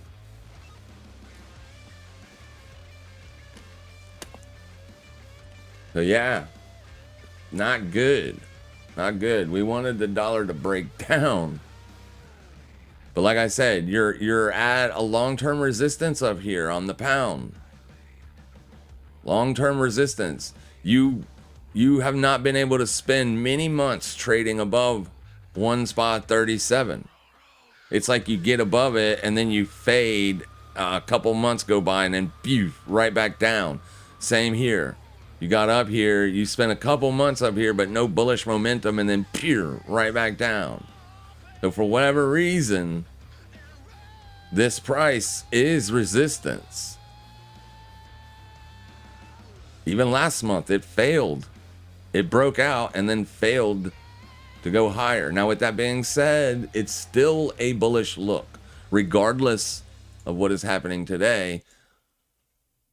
But if it keeps doing this in the coming days, then we're going to have to ask ourselves, what is changing? What is making the dollar change its bearish bias and then go to be bullish again? What's up with that? And then is that going to then cause this to get weak again? Right? This has been weak for a very long time. These bounces are lower bounces, like it looks rough. If this breaks down, that's going to force the Japanese 30-year. It could get nasty, guys.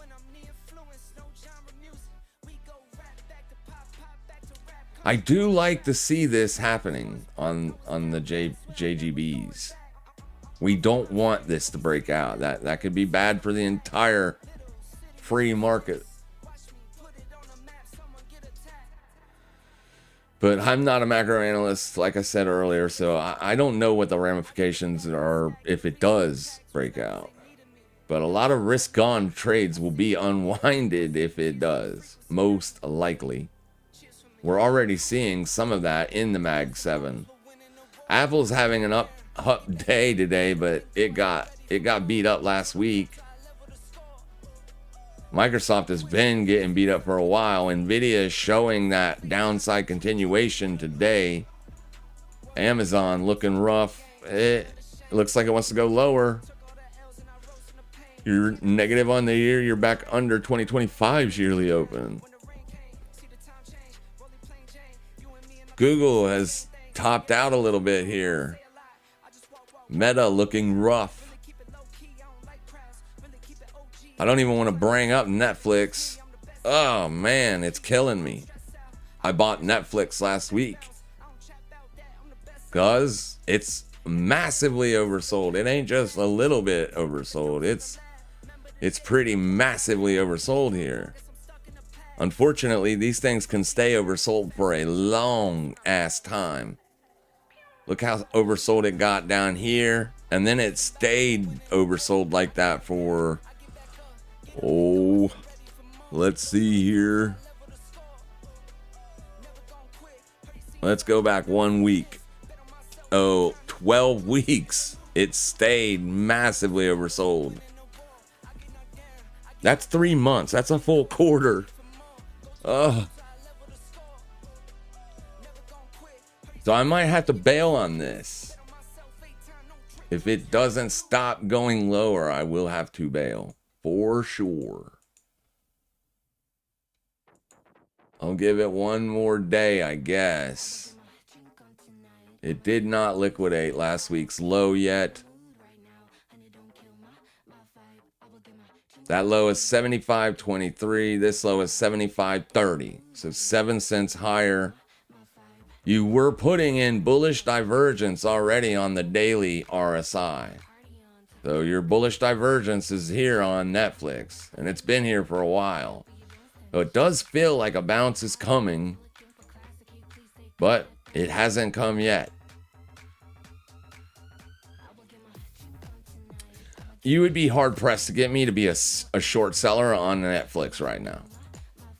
In fact, you couldn't. Unless, you know, put a gun in my head or something. There's no way I would want to short Netflix down here. No way, dude. But it is getting pretty extended.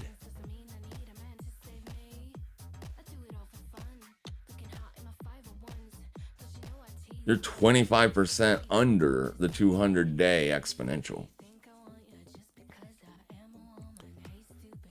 Let's see the last time that happened. How far did it go? Let's get rid of all the other moving averages because we just want to see something. Let's see here. These lows right here are the lows.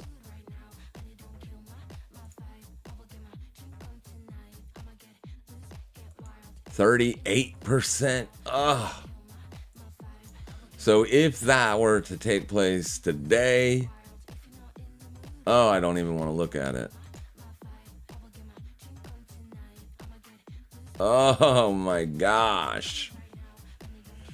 Yeah, that could be painful. Very, very painful. So yeah, I mean, if it starts trending under 75.23, I'm gonna bail on it. I'll just buy it when it gets down here again and see what happens. It is trying to catch a falling knife. It is literally the worst kind of strategy on planet Earth. I'm just gonna eat the loss. I'm not gonna like double down or anything like that. I'll eat this loss and then I'll make it back when I do catch a bounce. MSTR is probably also pretty extended.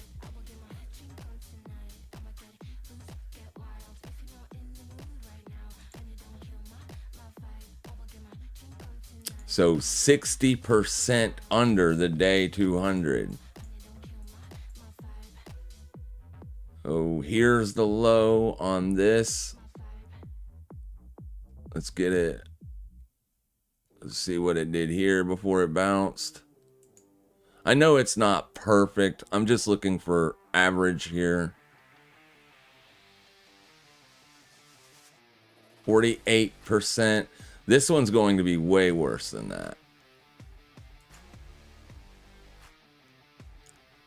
What is that? 72? Oh my gosh, dude, 72%. Oh, so where would that put MSTR?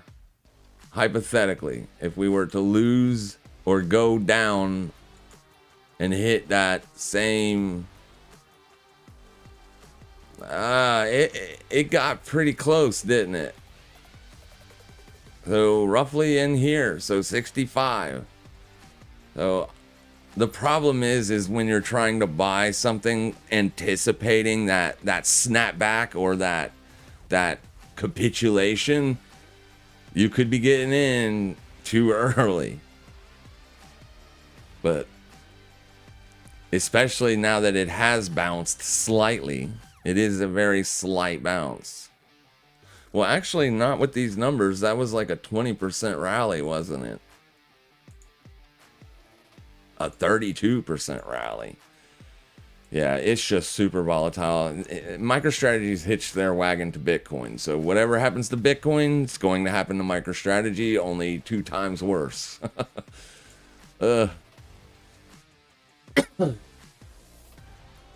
But he'll look like a genius again if Bitcoin goes up 500%. You know what I mean? Right now, he's feeling the pain. Wes says, how to prop trade if they give a 2K max drawdown. Wait, how to prop trade if they give a 2,000 max drawdown, then you got a 2K account. That is your position size on that. Oh, you're just, I see what you're saying. Just TP'd pound dollar short. Good job. TP'd. We like TPing. And then Tesla's pulling back a little bit here. Yeah, this is going to have me bearish. If this cross happens, it's going to be a negative signal. That's your weekly and daily 21 exponential. And generally when that cross happens, it's literally happening today. To be fair, you're probably going to see a bounce on Tesla, so I'll have to wait until the day close to get this accurate. But yeah, okay, so your week is also dropping. Same scenario. I gotta wait on the close for this to be accurate. But you can see how close that cross is getting. So if we move these lines down to where they both are right this second in time, the cross is getting so close. You generally don't want to see the daily 21 trending under the weekly 21. It's a pretty nasty cross. And we're seeing that get close to happening here on Tesla. And we've been bearish on Tesla pretty much. It bounced off of support, but it did the same thing. It made just another lower high. And then it rolled over. That's not good. It feels like the sellers are in control of this. And as long as that's happening, it's a dangerous buy.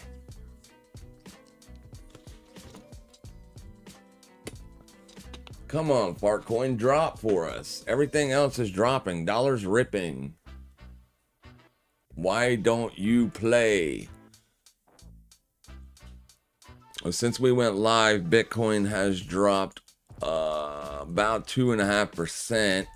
And since we went live, Fartcoin has dropped only 3.81%. And then if we look at how negative they are, Bitcoin's down 2.9% on the day. Fartcoin's down 4.61% on the day. I'm not seeing any massively down stuff. And in fact, Jelly is flying today. Jelly is a very volatile and crazy moving asset. Like, obviously, there is something else going on here. It's damn near into the 90s on the 4-hour RSI. So I'd probably wait for a liquidation above this before I would even think about shorting this. And it's not really a good looking short, to be honest with you. You're going to be above the daily or the weekly 21 here. This looks like people are buying it. I don't know why. I have no idea what Jelly is. But technically, this would be a buy for us. We would have been watching the midpoint of that bullish expansion week right there, because that was the week it closed back above the 21. So we would have a bullish bias on this, not a bearish bias. And you can see, oh my gosh, trying to short this thing, not very productive. So I don't know what's got it mooning today. But it is clearly mooning.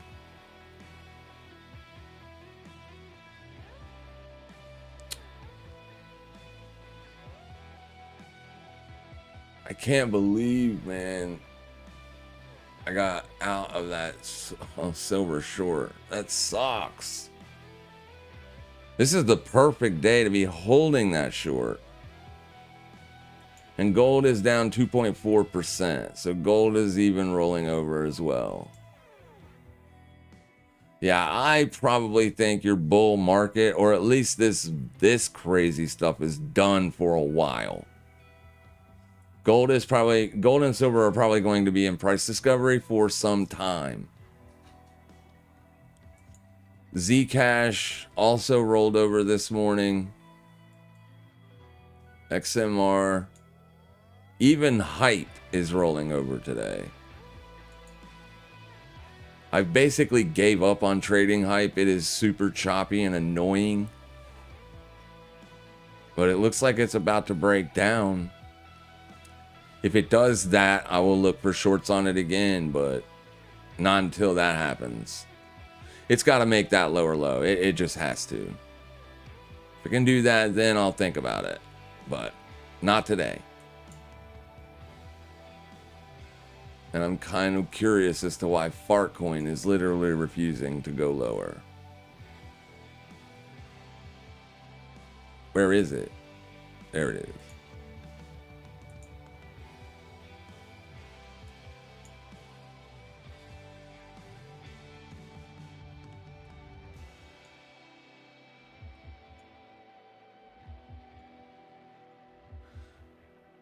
Even on a day when the dollar's ripping, and you did get up to that 786 that we looked at on the DXY.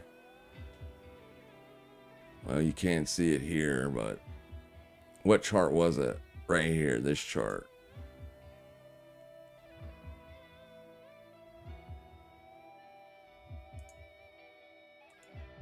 See, they are providing the fuel for the fire, the shorts. They're a day early, probably. If it is a short, they're a day early.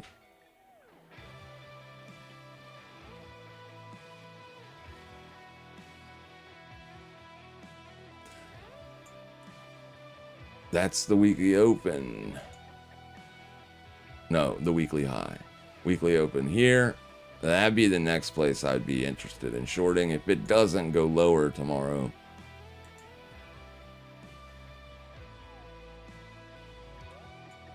$97.70. S&P's bouncing.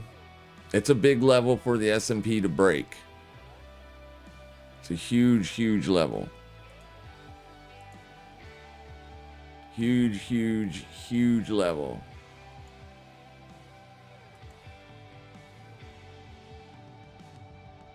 Last month's low.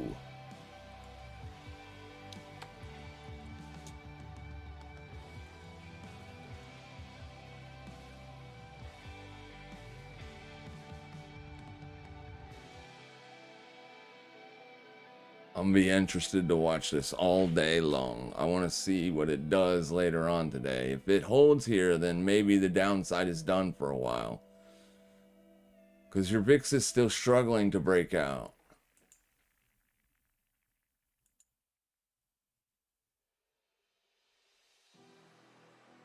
Yeah, especially after the open. You had an open, it pushed up, liquidated the prior earlier high. Now it's failing. This is extended on the VIX. Like, vol sellers are going to be all over this thing.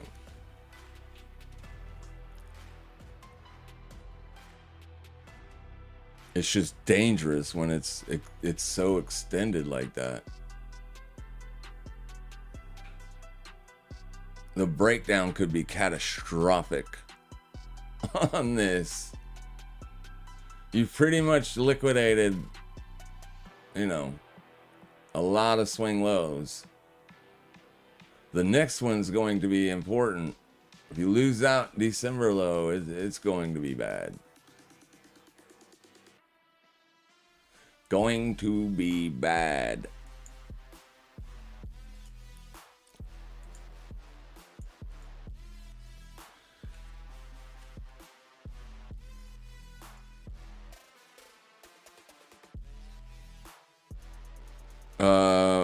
Whatever your max drawdown on a prop account, I don't know if 2 to 3% is a little bit much for some things. Some things it isn't, but others it's quite a bit. I trade my own book. I don't need to trade props, so yeah. I think that's the best route. If you can just learn the process of how to do it and how to do it the right way, you can build your money up. You can scale trading strategies. As long as the asset has legitimate liquidity and it is being traded every day, you can scale. This strategy that I trade, I could take $50,000, $60,000 positions if I wanted to. I can scale it. I don't know that I would be taking that much risk on fart coin, but I'm just simply saying you can scale it. I can take positions to make loads of money, but the problem is the more you scale up, the more you lose when you're wrong. You got to scale slowly, comfortably, but you can scale. So start small, start easy, learn the process, then slowly start to scale. Once you have confirmation data that extends beyond 2 or 3 weeks, like a year, maybe 2 of data that shows that you can grow an account, then you can start going in there with like real money. You just got to repeat the exact same process.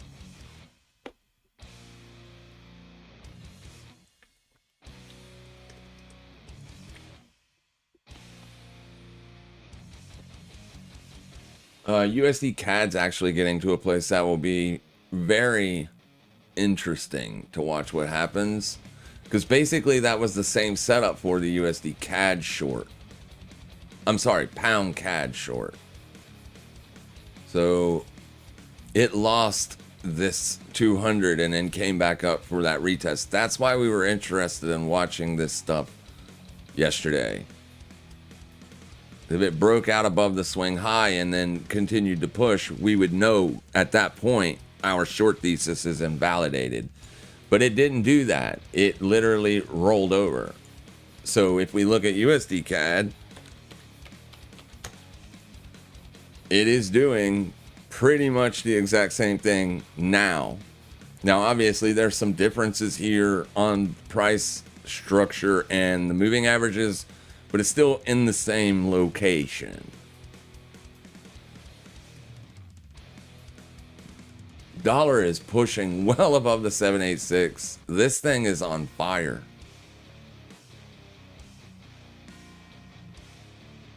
Today. It is on fire. This looks like a legit breakout.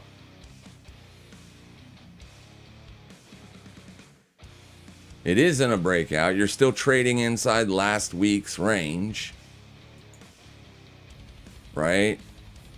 So it isn't a breakout. I just mean it looks like a legit breakout on the daily time frame, because this wick high is lower than the midpoint of today's candle. So it looks like it's legit buying pressure from down there off that monthly support.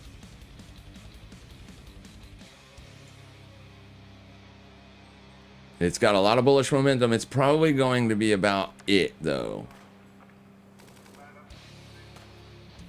So we'll see what it does for the rest of the day. That's probably going to be about it. You might get 1 or 2 more higher highs, but probably going to go into a chop fest for the rest of the day now. On the intraday, it looks like you're getting very close to that longer term trend line again. But on the daily, it's way up here. That makes no sense at all. So on the daily time frame, it's literally the weekly open at 97,700 is literally under the trend line. The trend line is under the weekly open here. So weird. I don't know why that happens on TradingView. Can't answer that. I welcome a new volatility regime. Yeehaw. I love volatility myself. I just don't love it when it's too much. Unless, obviously, I'm on the right side of the trade. Then I love it. So I'm right there with you. I get what you're saying. I love volatility too. Absolutely. Bring it on, I say. Especially when I'm on the right side of the volatility. Jumping in late, minor difficulty is expected to increase more than 15% in 2 days. Why in 2 days? This pattern has only been seen 3 other times, with 100% of the time price dropping significantly lower in 60 to 90 days. Yeah, but I can show you a 100% hit rate on being this extended already from the day 200 exponential. So, I mean, those data points in physics would cancel each other. So we'll have to look for other data points. I'm not saying Bitcoin can't go lower in the next 60 to 90 days. That's about the right amount of time, actually, for it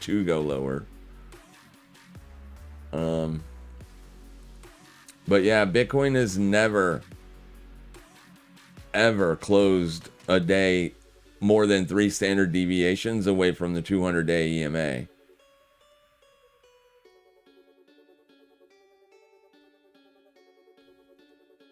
And that's about what you got here on that low, was 3 standard deviations. But we've had enough time, or I mean, this is week number 3 since we put that low in.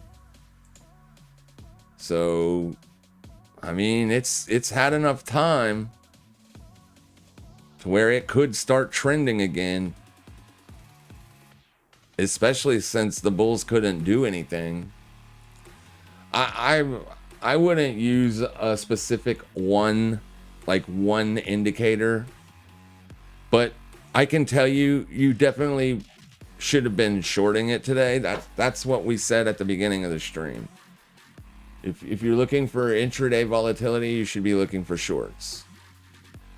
If you're looking for long-term, like 5 to 10 year holds, this is an absolute good opportunity for buying. But obviously on a 10 or a 5 or a 10 year hold, you're not going to be putting any leverage on that. It's just going to be you essentially putting in a long position in cold storage on Bitcoin.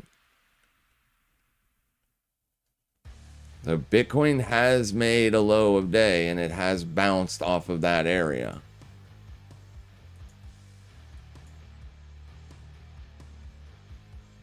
So if the dollar's done going up, Bitcoin could be done going down. And it kind of feels like that when we look at Fartcoin, as Fartcoin is not rolled over yet. Right here's your 9:30 open. So we're an hour and a half into today's session, and Fartcoin has not gave us a lower daily low yet. So at some point, we're going to have to ask ourselves, is our short side bias on today's range right? Now, with that being said, it did give you a 3.5% move into the downside. So if you didn't take profits, that's kind of on you. So you did get a move in that direction, and it still could end up rolling over today. But it's getting, generally, when I'm looking for intraday volatility, I want to get in the trade, and then I want to be taking profits within an hour because those are usually the trades that work the best. You get in, and then you're out in like 10 minutes. Boom, done, over. Yeah, when that's not happening, I start to wonder if I'm on the right side of the market. Just because it has happened so frequently, when I am right, I'm right really quick, and then I'm done.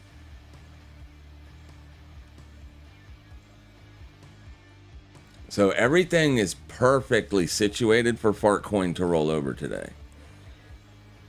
I would say I would like to see a little bit more sell side deltas for that trending move, but I mean, you got negative deltas here. You have them. You're under the weekly VWAP, you're under the weekly open. You tested it almost and then rolled over. So I've gotten pretty much everything I want.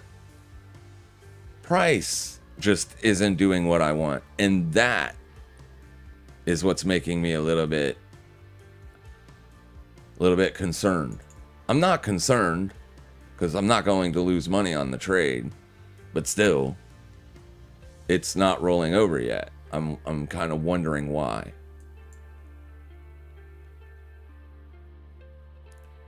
That could be an indicator. Because it isn't rolling over, shorts might be getting ready to get blowed out of the water. We'll see. We shall see. Good point. It's physics. Yeah, no, I was just joking. But they do that a lot. I watch a lot of physics stuff on TV. I love science. And they always say stuff like that. When you have 2 negatives or 2 positives or whatever, it cancels out. Like wave particles or particle waves. Canceling out, baby. Cancel it out. I don't know what you're referring to as far as minor difficulty in 2 days. It could be a thing. It absolutely could. It could definitely drive narrative, and narrative sometimes does drive price. Usually it's price that drives narrative. Price always does its thing, and then narrative comes after, right?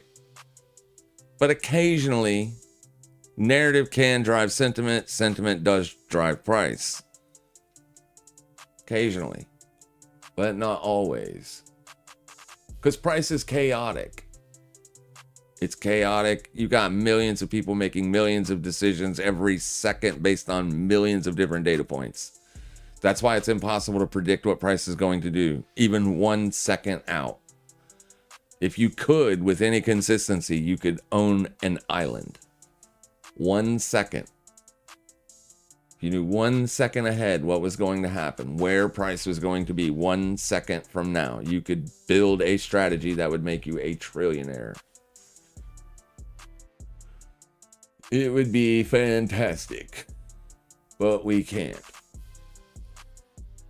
And here it goes. See, when it doesn't do what I'm seeing everything across the board that I like, when price isn't doing it, it makes me feel like I'm on the wrong side.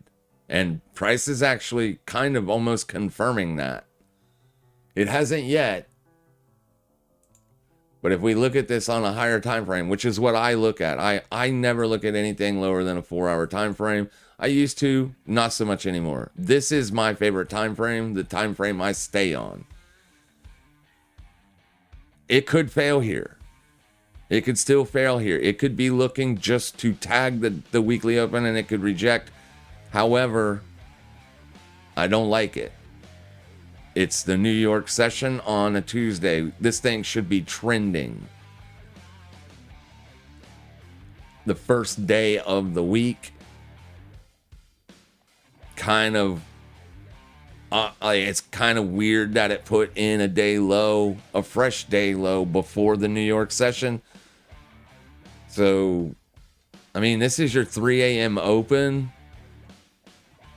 So it's a little bit late to say London bought it, right? Because London is at 2 and 3 a.m.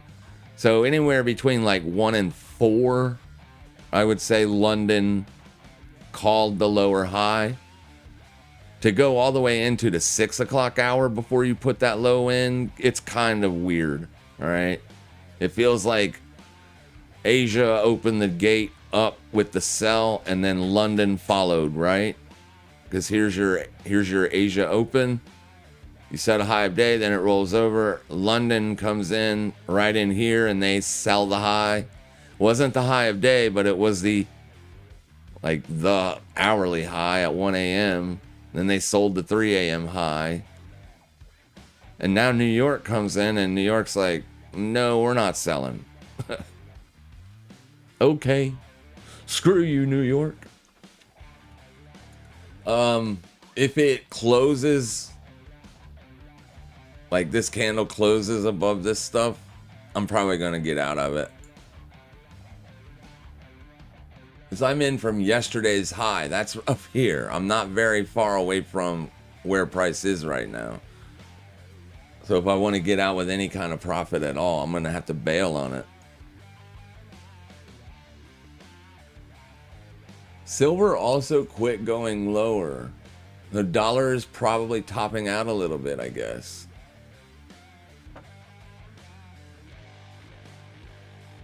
I have a sell side bias on the dollar.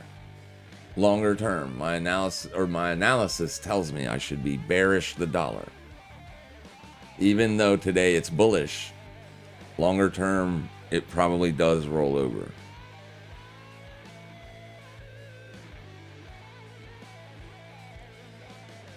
Silver is also retesting, at least on the XAG-USD.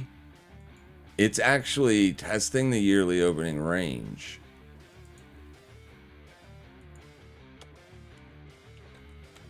So if I pull this up on forex.com,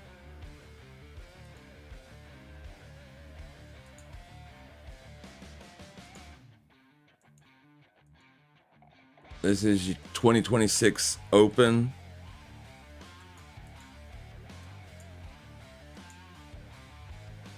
and you're bouncing. Makes sense, right? It makes sense that it would bounce in this area, at least on the second. This would be the third test. It's not a test. It got front ran, obviously. But if I was looking to be a buyer in silver, if I anticipated silver was going to have a bullish 2026, this is where I would be a buyer. I think silver's major bullish rally is pretty much done, but only because this feels like exhaustive. It's a blow off top. It literally meets every criteria to be called a blow off top. You took multiple weekly lows out in 1 week. That's a blow off. Like everybody calls Bitcoin's 2017 top a blow off top. So if Bitcoin's 17 top is a blow off top, this is a blow off top. Generally, when that happens, you're going to see a lot of choppy sideways price action for a long ass time. At least a few weeks. And that's literally what it's been doing since then.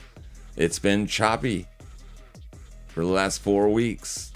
Or last 3 weeks. This week counted, but this week just started.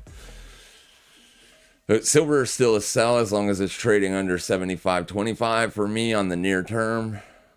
Long term, it could be a buy down here. So shorting into support is not usually a thing I want to do.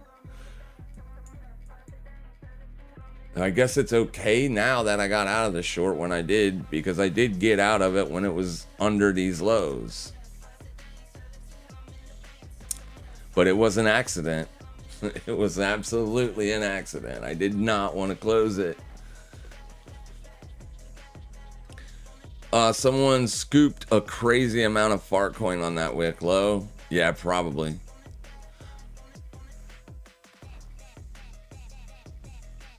Volatility. NQ is having 100.1 minute candles. Yeah, that is very volatile. Do you prefer a short on QQQ or Nvidia for a scalp?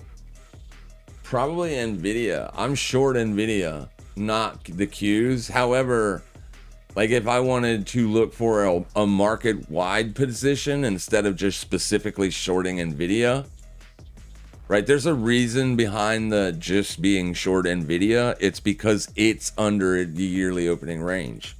If that criteria is also met on the Qs, then absolutely.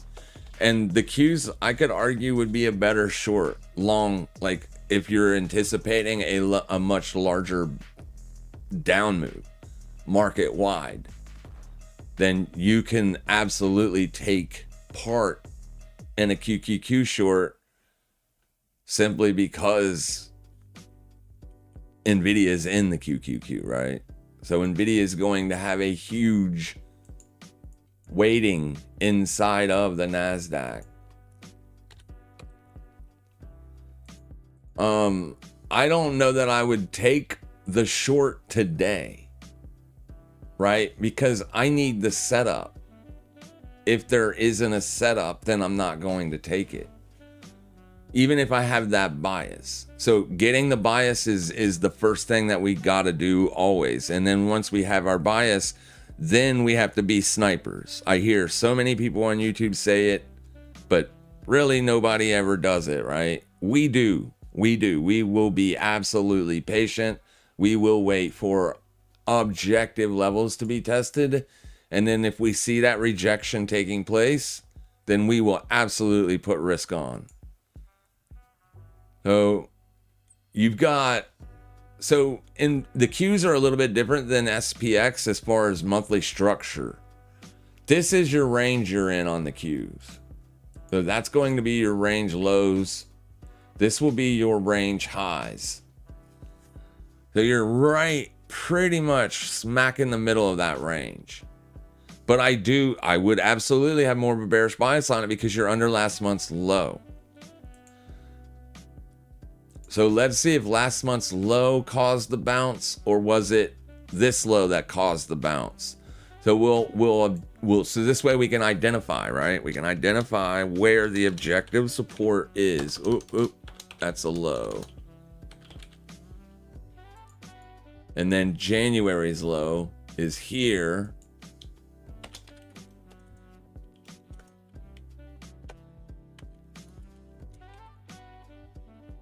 And we can go down intraday. Check out what happened. We bounced off of the December low. All right, perfect. So in this scenario, where would the setup be for us to look for shorts? We would be able to sell 607.05 and we would target 599 or 600. So the trade setup could have been put on here on Friday, as that is exactly when I put the trade on the SPX. When we were trading up near the high of day, I shorted the S&P. So I would want to see Friday's high hold as resistance moving forward. So I wouldn't be necessarily looking for a short right here, right now, today, because this is the support, the objective support.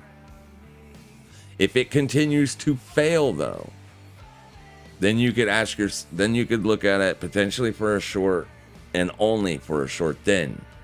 Only if it continues to fail. Which simply means you can't close candles above it, right? Even though candles are above it, you can't close anything above it. That's failing. I never like shorting a level, seeing a downside move, and then 15, 20 minutes, or in this case, an hour and a half, it comes right back to it. It's a little bit chaotic. Your daily high is right there. Today, trying to take a short there would be risky. Because the VIX rejected last week's high. It's already went up, liquidated last week's high, and failed. So if the vol sellers are in control of the VIX at this point, I would not really love a short. But yeah, up here, if it can fail, I would be able to put a short on.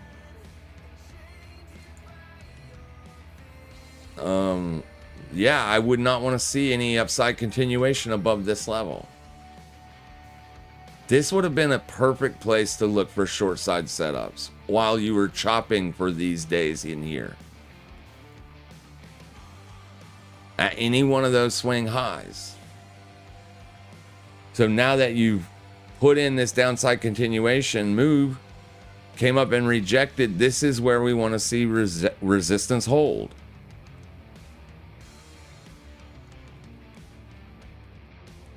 If you get up there and fail, you could put a short on the Qs.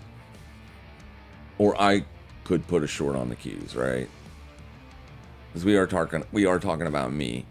You just made a fresh yearly low last week or a week or two ago.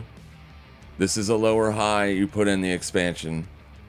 This should be a sellable opportunity, but that's only if the markets are going to break down. If they're not going to break down, it's hard to short risk markets. It looks like it's going to roll over. It's putting in a broadening wedge on the highs. I mean, there are several things that's telling us, yeah, you're seeing risk rotations into energy and consumer discretionary, and all those sectors are absolutely flying. So it feels like a bigger down move is coming. But it doesn't mean it will, right? It could just as easily go back to the upside. Be careful. Shorts usually get wrecked in the risk markets. But technology's not looking good. Communications not looking good. Financials not looking good. I said consumer discretionary. I meant consumer staples. This is consumer discretionary. It also not looking good. Now, if we go to like XLI, industrials exploding to the upside, XLP, consumer staples exploding to the upside, energy exploding to the upside. Energy is a good sector to watch for either inflationary fears or recessionary fears. But we know inflation isn't skyrocketing, so it must be recessionary that's causing this fundamental move that we're seeing here. This is a large breakout. So for the last 2 months, we've been seeing capital rotations into recessionary style value plays. So it does feel like a breakdown is coming. Utilities breaking out. Real estate breaking out. These are all risk off moves. So I think in order for me to get really bearish, the S&P, like really bearish, we need to see risk off in the yen. If we don't see risk off in the yen also, then you just don't have a clear, obvious signal to be a seller. It feels like you should be a seller. It definitely feels like it. All right, so we just did get a retest of the weekly open on Fartcoin. So now we'll see. What's it wanting to do? But yeah, I would want on the Qs especially. I would keep an eye on that. I forgot the price already that quick, and I literally just had it pulled up right here. January's low 607. If it can fail there, I would be okay with putting on short side setups.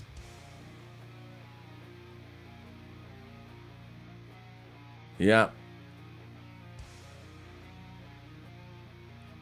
I think what a lot of people are waiting on is that fresh range breakdown. You know what I mean? If you get that, you'll probably see a larger move take place. Because right here, you're still just range bound. And this area has held support. You've already been down here. You've already bounced here. So you are testing it as support right now.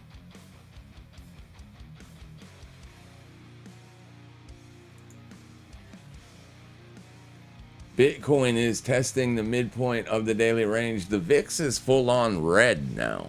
It's giving it all back. This is the worrisome part right here for me, the VIX. If you wouldn't have liquidated last week's high, then maybe, but it did, and it rejected that, and that's where you're seeing this bullishness come from. The XY also now rejecting the 786 of last week's range.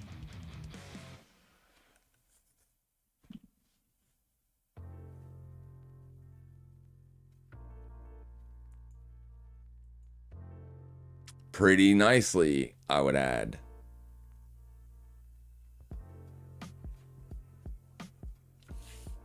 Pretty nicely.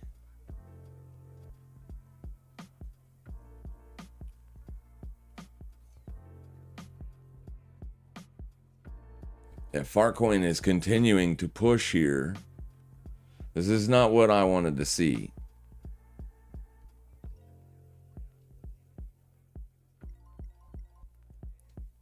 It's almost impossible to be a buyer when the market is trending lower. I'm actually kind of curious to see what WIF did, or what it is currently doing since it was brought up. I bet it's looking pretty damn strong. Yeah. See, this structure here is, I could have been a buyer. But with the overall, it's still weak, but, you know, at least with this structure, I like it for upside. But they're all going to do whatever Bitcoin does, usually. If Bitcoin gets bullish, this will get bullish. Same with Fartcoin, Bonk, Pingu, Zcash, all of them.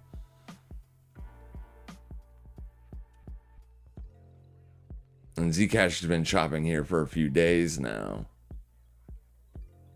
It's literally trying to hold the daily 21 EMA as support.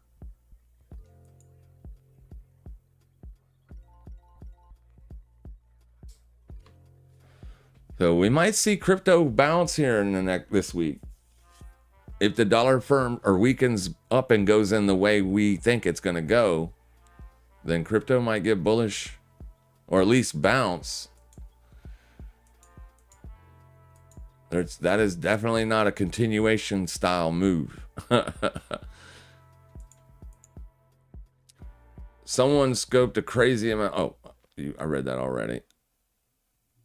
My nephew Trevor, head of operations for a bank, I don't know how to say that, is ringing the NYSE opening bell on Friday with his partner Palmer Luckey. Oh my gosh. Is Palmer Luckey's company going public? And kudos, man. That's awesome. Not very many people get to do that. That's a pretty cool thing. I would love to be able to say I got to ring the opening bell for the New York Stock Exchange. So kudos to your nephew, Bill. That's fantastic, dude. Awesome. But I would love to know if, let's see.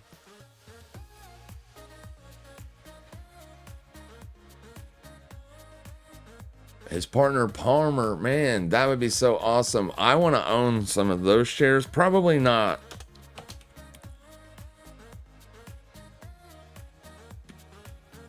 Probably not when it IPOs. I'm not even sure if it's EY.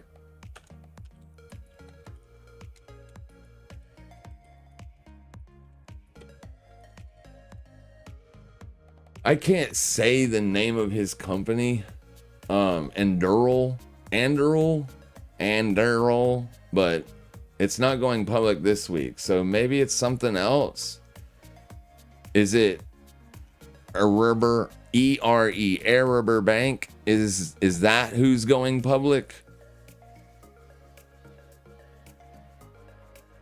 Oh, it's the bank. Okay. I should have read your whole comment. I would have seen. Oh my God. That's such a bad habit for that. Okay. So this bank is going to be a publicly traded bank and it's taking over the Silicon Bank. Got you. The Silicon Bank that got closed back in 2024, was it? 2023, 4, somewhere in there. Yeah. Okay. I can't wait for Palmer's company to go public. That's the one I want to own. I think that company's going to make so much money. So much money.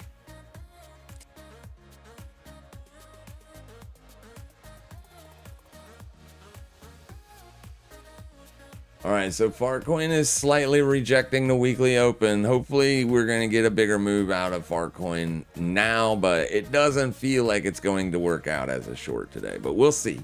We'll see. I'm still holding the short. I will hold the short as long as it's under the weekly open. If you're closing hourly candles, 30-minute candles above that, I got to be very, very cautious. Because I'm only short from right here. That's not that far away from near-term price. One really good candle could be up there. Bam. Dollar pulled back off the 786 of last week's range. I don't know that it's going to just roll over today from there. I guess it could. But right now, it looks more like just a corrective move on the DXY. It doesn't look like a corrective move on the 5-minute, but if you look at it on the 4-hour, it's just a midpoint check of this range. But this is really nothing. You just open this 4-hour candle. That's why it's so aggressive. But if this 4-hour candle ends up closing down in here, then I would say, yeah, you might have something here. But as of right now, that is just a pullback. It's aggressive on the 5-minute, just a pullback on the 4-hour. Looks a lot worse on the 30-minute. It looks like something else, right? That's a pretty aggressive sell-off up there. It's the 786 of last week's range. We do have a bearish bias on this, so we do want it to roll over.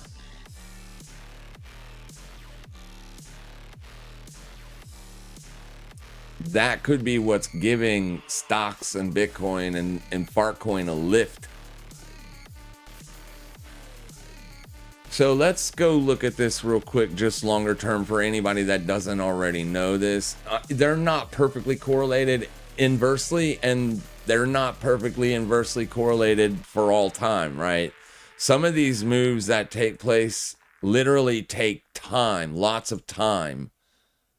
And then, oh, right here. And then the move takes place. But generally speaking, they have been really inversely correlated for a long period of time. So we've got Bitcoin on Bitstamp here. So you can see periods like, if you look at this as a range on the dollar, these highs up here, Bitcoin very bullish through here, dollar kind of bullish as well, but more or less range bound. Then Bitcoin gets, or dollar gets volatile, Bitcoin pulls back off the highs, and then the dollar rolls back over and heads lower. Bitcoin ultimately gets bullish again. Then you have this move where the dollar doesn't break down. Long-term range. Bitcoin has hit the highs.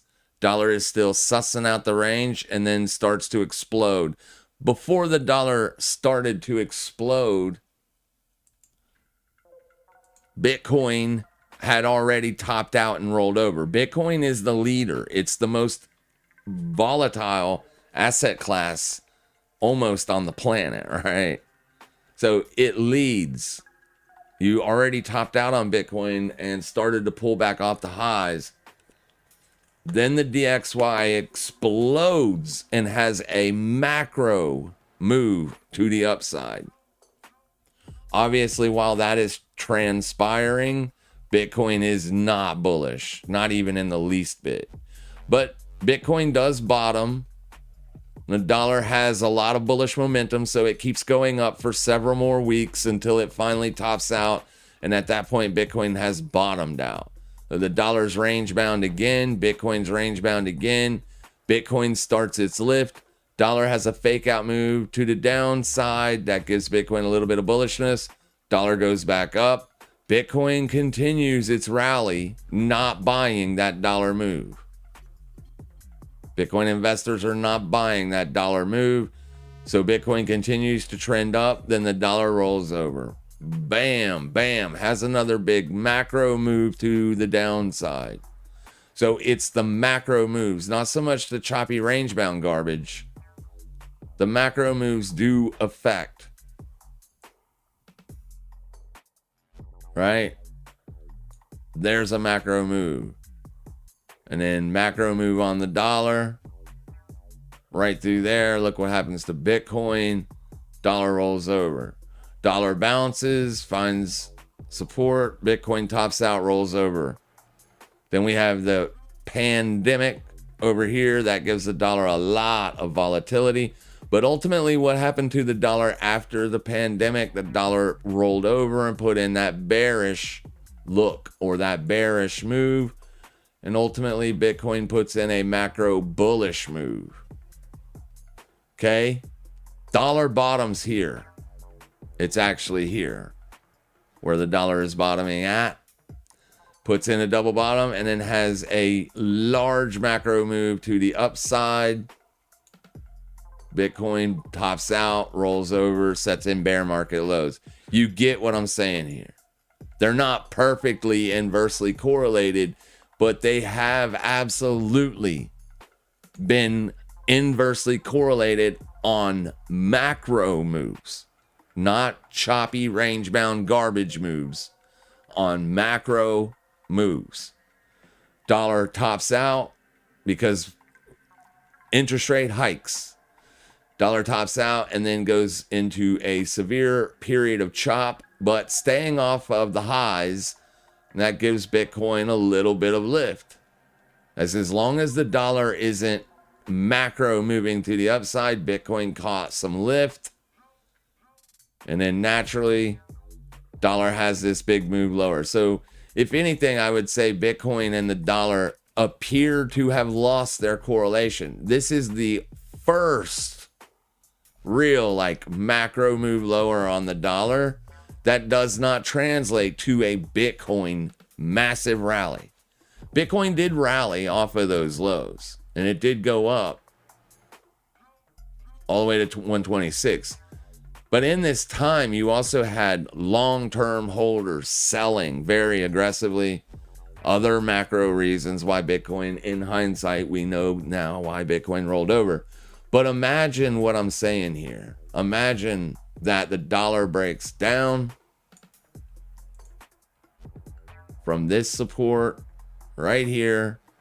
If you get a macro move, measured move off of that, and it breaks down and puts in a nasty move back down into this area, I do honestly believe if that scenario were to play out, Bitcoin would ultimately find its bottom.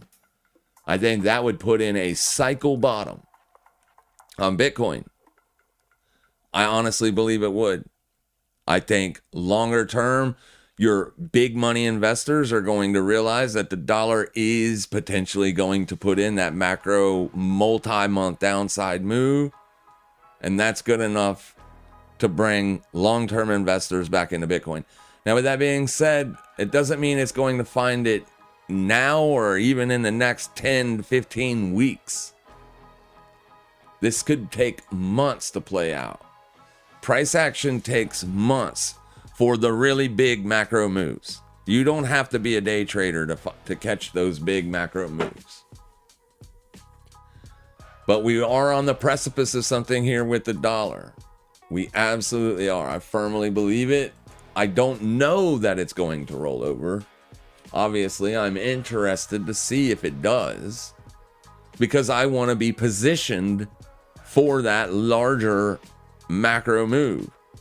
So you can see why if the dollar refuses to break down here and gets a big bullish macro move, that could crush Bitcoin. So you see why this channel is so very interested as to what happens here at this macro monthly support level. It literally cuts this off. It's the support. It is the objective support level. Longs from this level for the dollar can be taken, but they're obviously counter trend moves. It doesn't matter how you analyze price. The dollar is bearish. It's bearish on the year. It's been trending lower for the last 3 months. You have a downtrend on the dollar. Whether it can break or not, that's a whole different ballgame. So that's what we're waiting on. In my opinion, this would be a sellable opportunity on the dollar. I would have rather wait until tomorrow before I'd take the trade to see what happens with it, because it just had way too much bullish momentum today. But yeah, if it rolls over tomorrow, yeah, we could be seeing a breakdown comes shortly. And then that scenario, I don't want to be uber bearish on Bitcoin. However, if the dollar reclaims the January open, and then worse, reclaims the December open, you've got something different going on here. Because that's literally where the dollar rolled over and put in this trending move, was from the December open. So this is going to be the key crucial area for the upside. And then objective monthly support is going to be the key crucial area for the dollar for the downside break. So there's a lot of areas to get involved in a dollar short. A lot of areas. But I really want to see it break down. If it doesn't break down this month, then I want to see it next month. Because I think everything is perfectly ripe for it to do so. Perfectly ripe for this to have a macro breakdown. And it's because of the Fed, or not the Fed, it's because of the Treasury checking USD JPY quotes. That literally set the tone because that tells long-term buyers on USDJPY that there ain't much juice left to squeeze on that lemon. So any carry trade unwinds that occur, I think will absolutely put pressure on the dollar. And I definitely want to be positioned for that. So, but down here I'm worried because as a long-term investor, knowing that the spread trade or the carry trade here, let me show you guys this. This is like alpha, right? This is alpha. I gotta bring this over here though. Give me that tab, please. Thank you. Give me 1 second.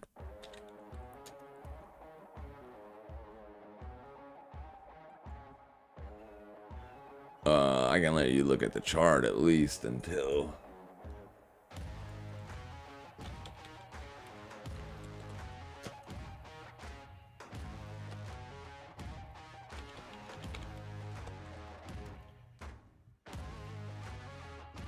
Oh, give me 1 second.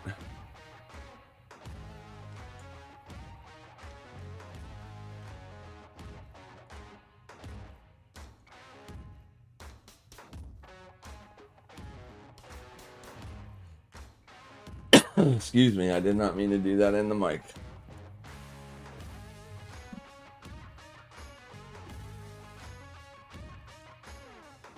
All right.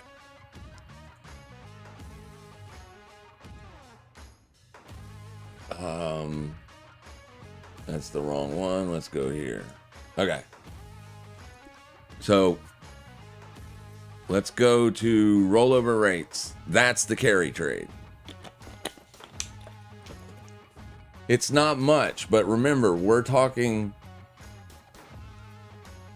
about billion-dollar investors. We're talking big, big, big, big money. The people that have been long USDJPY for the carry trade for years and years.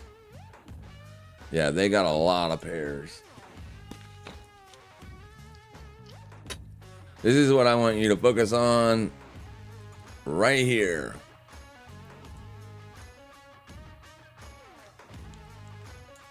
So for me, as an investor, when I look at USDJPY, the first thing I got to take into account is this right here, because this is what you either get paid, because that's a positive number, or you have to pay. This is long, this is shorts. So as an investor, in order for me to even hold a USDJPY short, this number is on a mini lot. A mini lot is 10,000 units. A lot is 100,000 units. So a mini lot is 10, and then 1,000 units is what's called a micro lot. This is on a mini lot. So you will have to pay $1.16 a day on 10,000 short units. You got 2 mini lots, then you're going to pay 232, and so on and so forth. Every 10,000 units, you jack up another $1. That's what you pay every 24 hours while you're short. This number is derived from the interest rate spread.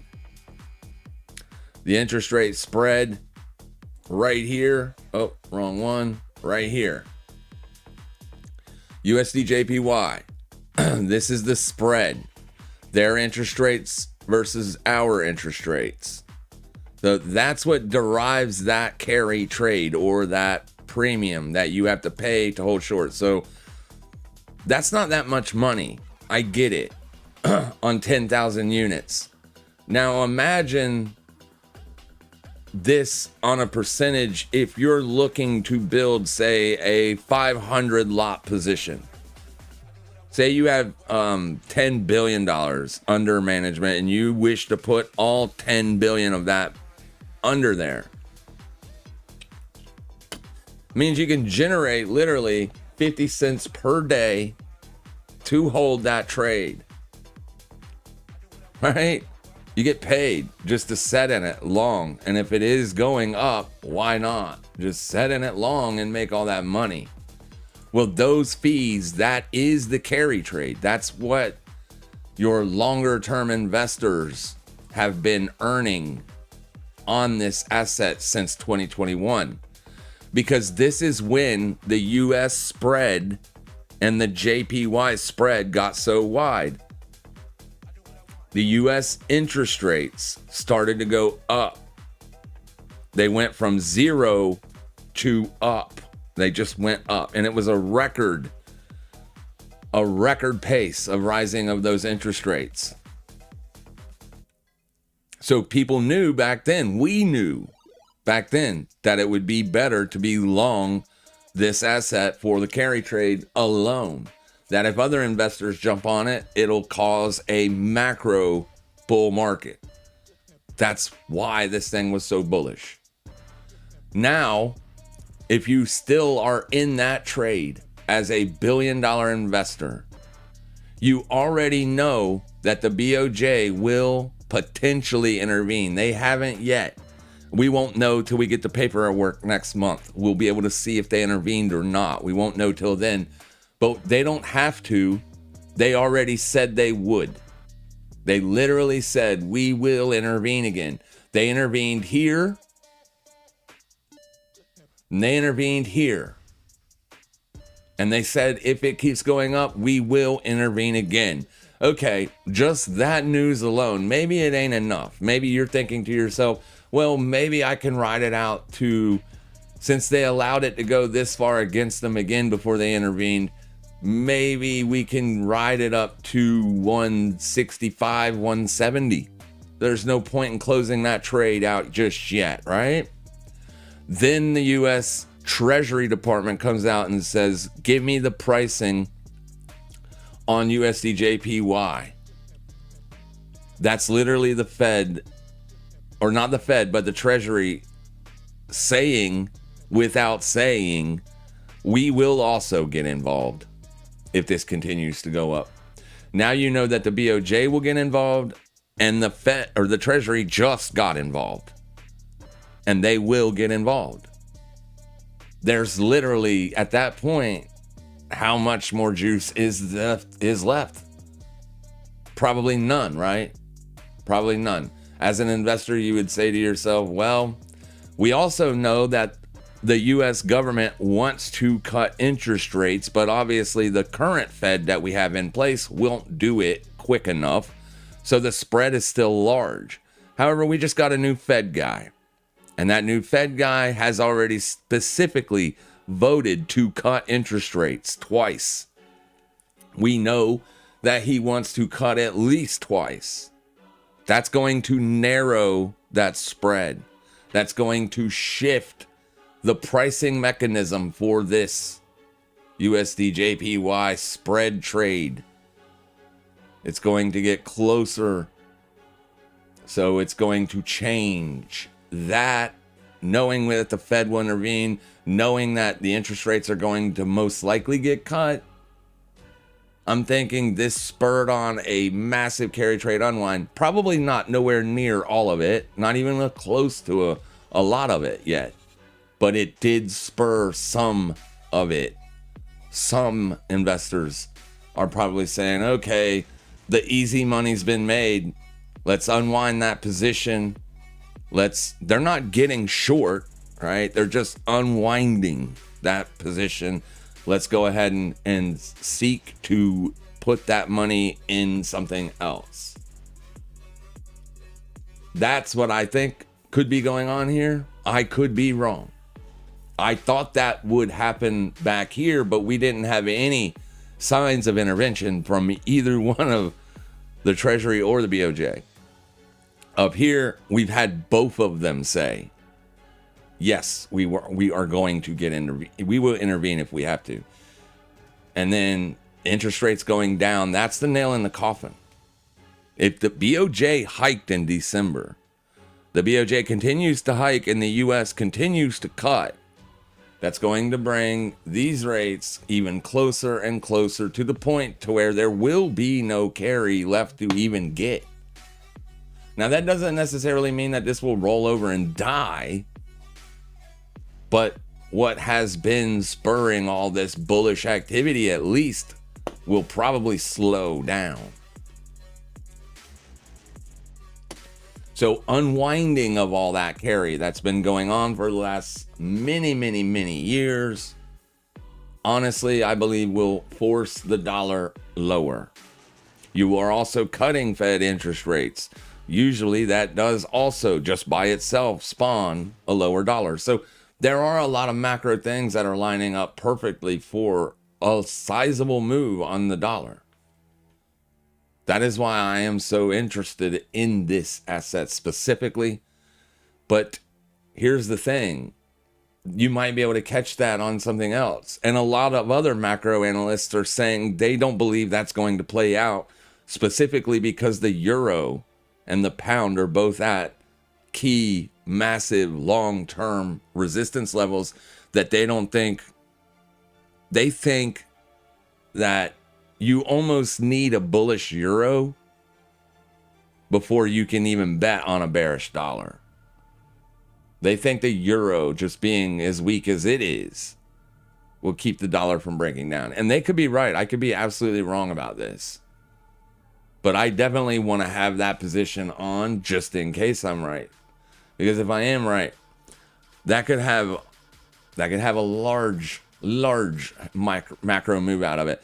And also, though, it could also be the reason why Bitcoin was so bullish. Because of the carry trade. People were literally getting free money from the BOJ to then go buy Bitcoin. So why not lever up that position instead of just being long USD/JPY? Let's take the money that we're getting from all that very cheap yen and buy Bitcoin. So a bearish dollar might not have a bullish reaction to Bitcoin. The macro makes my brain burn. I hate it. I'm just going to watch price. If the dollar breaks down, I am definitely going to be short. Maybe the USD/JPY is not the best asset to short the dollar with, or the asset class. Maybe being long pound dollar is better. I don't know. We'll find out. I also have a macro short USD Swissy position open still. Now, I've been in this from up here. So I've been in this for a while, for a minute. This is already broken down. Right? This is already broken down. So it's pretty much trending already. So I don't want to close it. That is a legit breakdown from objective monthly support. And you haven't really seen that continuation trade take place yet on this. But it could. It absolutely could continue. This has been the trend for a minute. And this trend isn't working out because of carry. So maybe this is a better asset to be short than the USD/JPY. I don't know. But definitely keep your ears to the ground and listen to some actual macro analysts and see if they think even closely or anywhere along those paths. And only time will tell. Only time will tell. It takes time for these macro trades to work out. The Farcoin still isn't doing anything here. I'm okay with this close. It is a higher close, but at least it's down on the midpoint. What I don't want to see, I don't want to see things starting to close up in here. If that starts to happen, I'm just going to close that Farcoin trade and potentially look for something else to happen. At least on the near term, because I think a lot of the bearish stuff has already played out for Bitcoin. But it is still a very ugly chart. It is still a very ugly chart. There are some influencers out there, finfluencers out there that think Bitcoin's going to go much, much lower. They could be right. I don't think that's going to happen anytime soon, but I could be wrong. I have been wrong before. Interestingly, oil is also breaking down today. I don't know what that has to do with anything, but it is, if you wanted to know. Good morning, Heath. MS is hitting a lower TMD line, trend line, and AV WAP. Would you accumulate mid to long-term bags here? MicroStrategy? Is that what you're saying? Or Microsoft? I'm not sure. I already started buying MicroStrategy, but I am so down on that position. I bought a 180.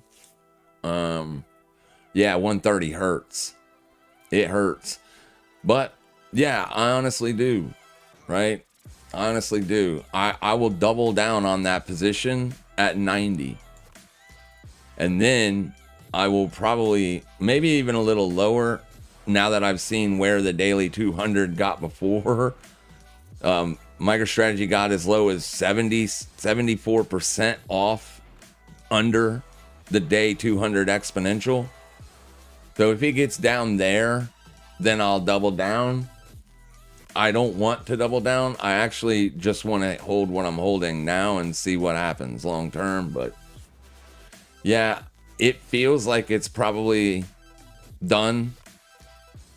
And they, here, Michael Saylor made an announcement the other day that basically said that they're pretty much going to chill on the issuing MSTR stock, because clearly every time they issue, those people, whoever they're issuing to, are just turning right around and selling the shares on the open market.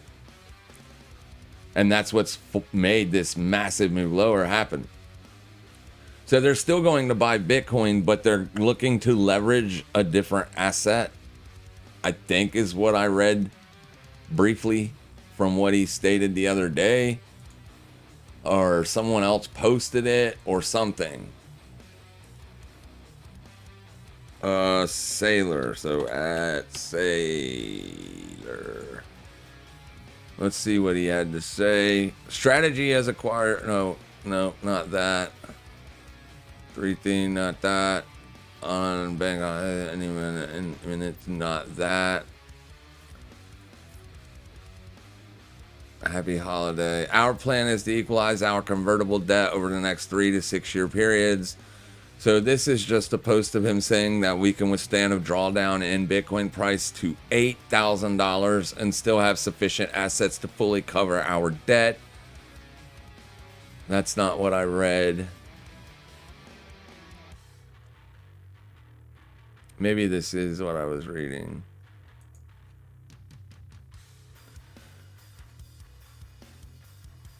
Okay, right here. This is what I read. Okay, so strategy plans to equalize existing convertible debt over time and avoid issuing additional senior debt.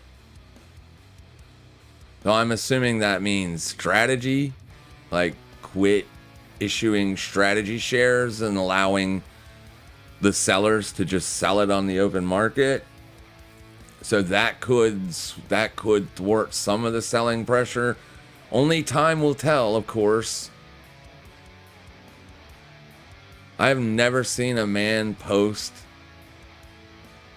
AI images of himself as much as this man does, except for maybe Donald Trump.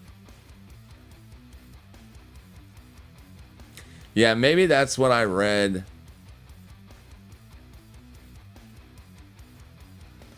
Strategy has half the leverage of investment grade companies. We are amplified, not levered. So obviously they're trying to keep people from selling strategy shares. That could help. It is extended down here, but we know it can go a lot worse. There have been times in strategies past where it got as low as 73% off or under the day 200 EMA. So that's probably where my last buy would be. Because at that point, if the company goes to zero, I'm losing the entire investment. And it will only be a small percentage of the total account's equity, but it's still a big enough piece to where I don't want to see it happen, right? So the risk is mitigated. I think it would be about 7% loss on the account's value, which is it. That's if I double down. If I double down. So it would be a little bit more than I want by a lot. I don't want to double down, but I would in this scenario. If it just rolls over and gives us another large downside push, I would probably double down around $65 and then maybe set that stop loss equidistance to zero and hope for the best. Yeah, I think it's pretty damn close to being, it is massively oversold. Massively oversold, and it has been so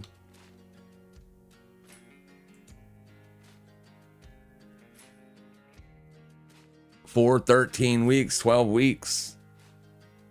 Yeah, that's about how long I would anticipate a nasty market staying oversold for before you start to see it start bouncing. Yeah, I think it's time to start putting on some, at least a little bit of risk on MicroStrategy. Now, this is always and only assuming that Bitcoin makes all-time highs again, right? You have the block wars heating up still, the BIP 110ers, core development. You had core developers, their block, that's a block size war.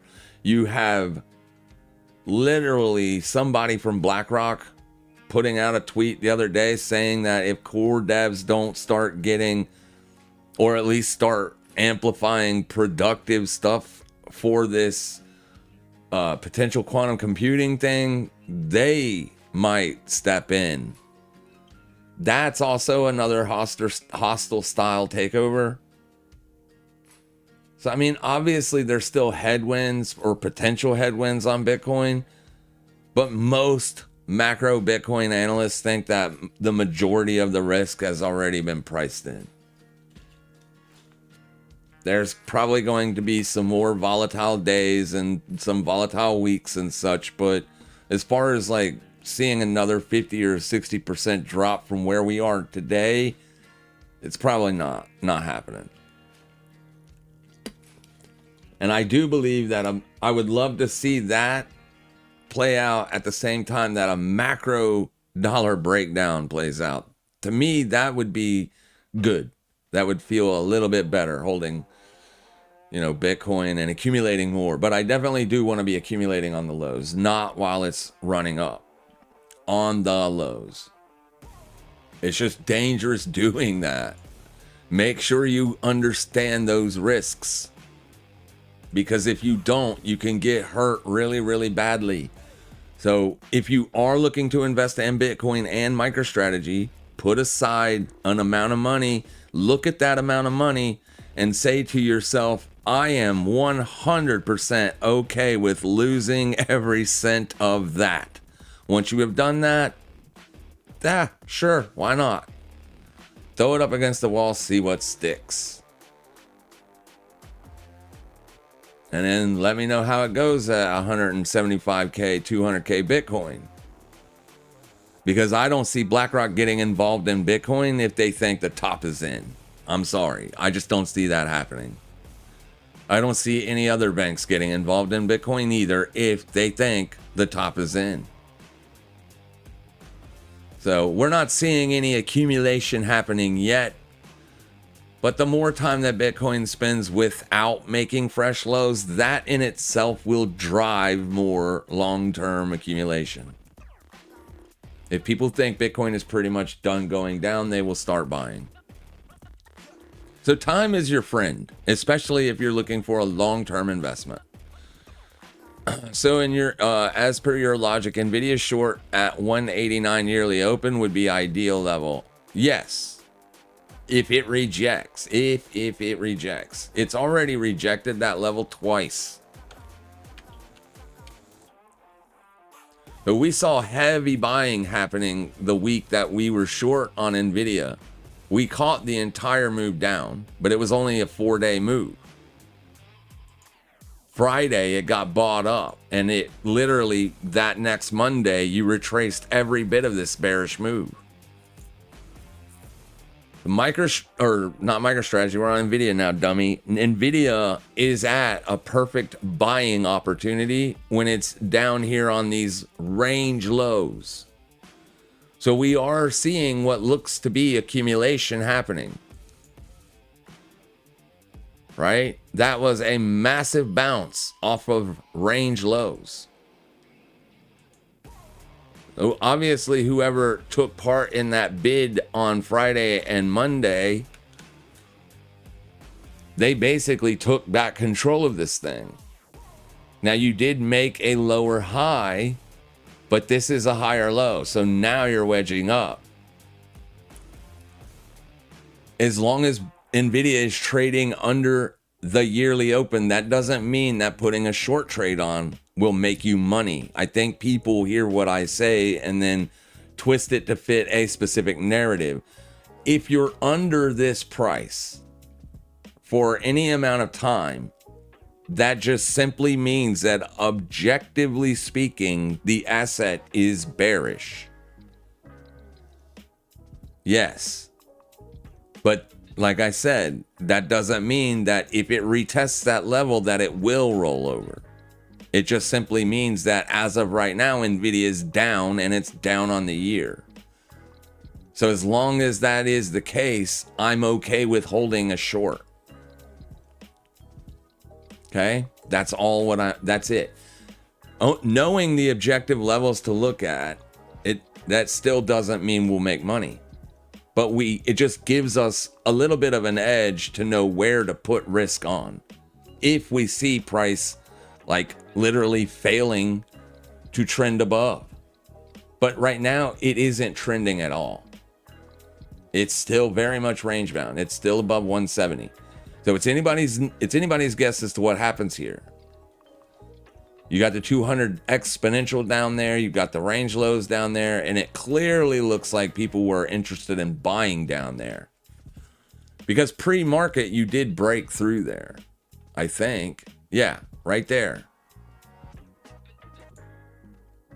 So pre-market, you literally, or post-market, you spent the last few hours of the day trading down there. What do you think happened? Well, pre-market opened up and this thing took off to the upside. So big buys happened down there. That doesn't make me super bearish, but as long as it's trading under this, I can be bearish, right? In the future, I can be. I am bearish. I do have a short on Nvidia. It's the exact same short that Michael Berry is holding. I only took it because it was cheap. It was a very cheap trade to take. Costed $50 a contract. Or $60. It was $60 per. You can take that same trade. It's very cheap. You don't have to risk a lot of money. And you can put it on basically whenever you want. Just be sure and you understand that you will lose every cent if Michael Berry is wrong. Every penny of it. And right here is that trade. If you're interested, it's on the Nvidia options table. It's way down here for January 15th, 2027. That's 332 days out in time. Come down here to the put side of the options chain. You can see that right now you can buy that $50 strike put for $50 a contract. So that's the premium you have to pay to put the trade up. You can put it on with 1, 2, 10, 20. That's up to you. But if he's right, if Michael Berry's right, this trade will make a lot of money. I paid 60 for it. I will absolutely get my 60 back plus a lot more if Nvidia is going to be in a bear market for 2026. And it has to start in 2026 because this is way out of the money. But 332 days sounds like a lot of time. It ain't a lot of time in the markets. It is not very much time at all. It's literally less than 1 year. So in 1 year, you need Nvidia to break down, and you need it to be a severe breakdown in order for this trade to pay pretty decently. But for me, when I bought it for $60 and it's only one contract, it was absolutely worth the risk. This trade theoretically could pay out thousands of dollars on a $60 bet. Theoretically, right? Because at the money, they're trading for $27 a contract. Now, the probabilities of this trade working out are so freaking bad. So bad. The delta on that trade is literally 1. That pretty much means there is a less than 1% chance that this trade will work. It is terrible. This is so much a very bad probabilistic edge. And I can't imagine why he put it on. I bet he probably thought that Nvidia would already be breaking down going into March of 2026. Because this trade has been on for months.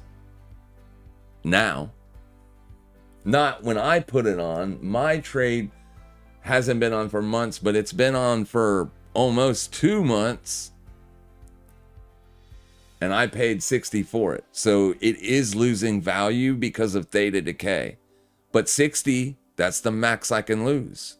That's what's so good about options.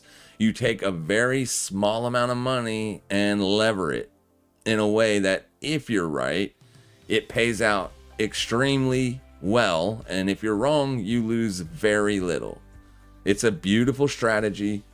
As long as you're not doing that with every single trade that you take. Like if you just go out there and start throwing this kind of trade out there all over the place, you could theoretically lose every one of them because the odds are so absolutely against you. It's not as bad as trying to win in the lottery though.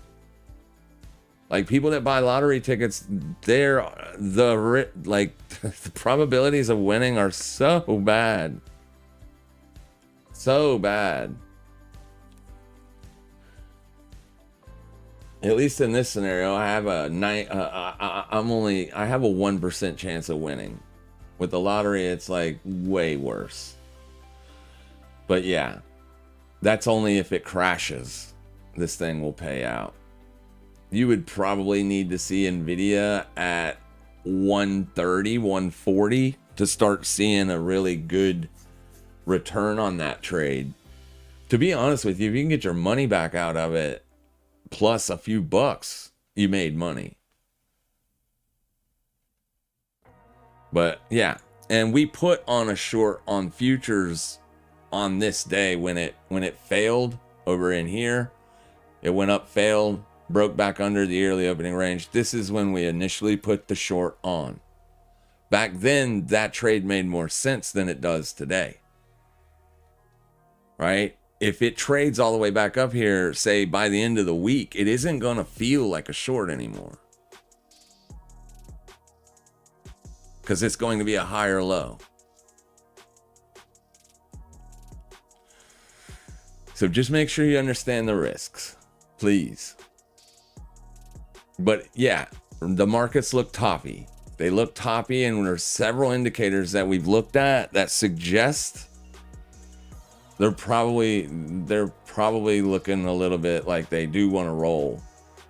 But the S&P 500 trends up, usually. So the best trades to take on it are to the upside, generally speaking. So you need a bear market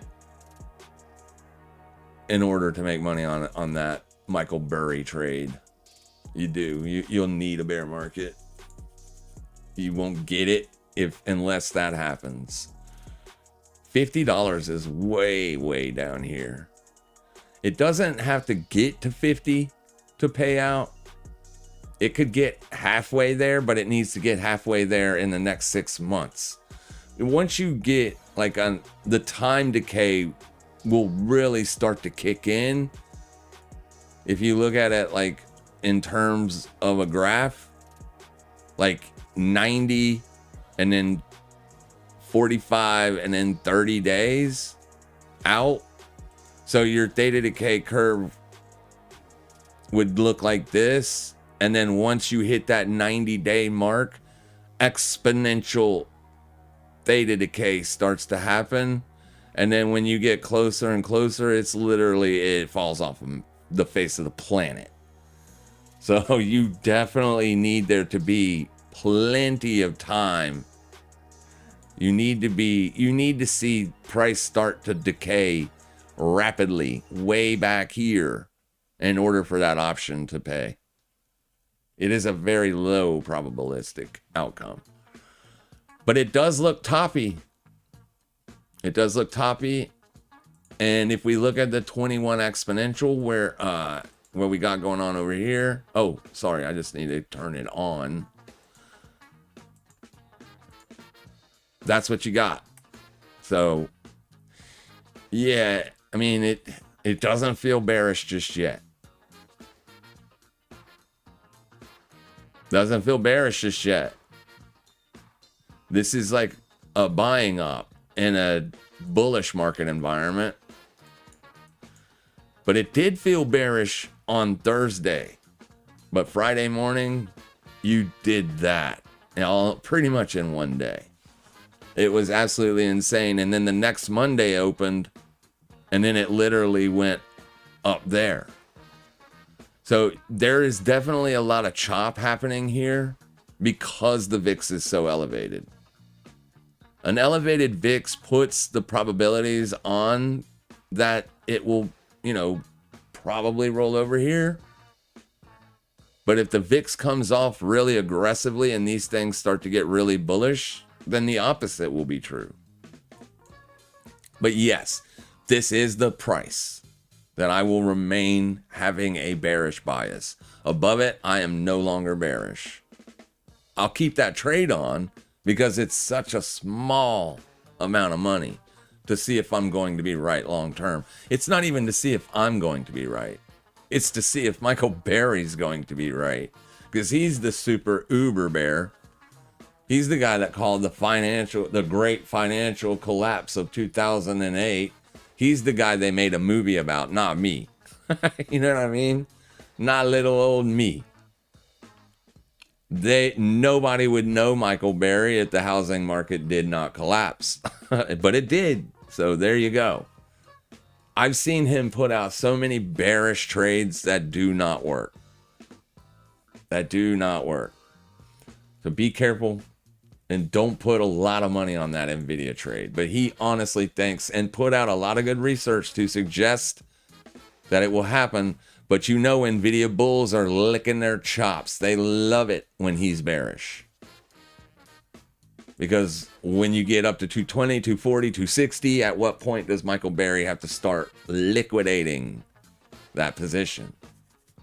And other short sellers. I think you guys would do better if you would stay mostly bullish on risk assets, not necessarily tech, but risk like S&P. If you want to be a little bit riskier, then maybe NASDAQ. But long term, if you were more bullish those assets, you would do better over time and long term. But people love to be a bear. I get it. Being a bear is fun, especially when you are in it and it collapses.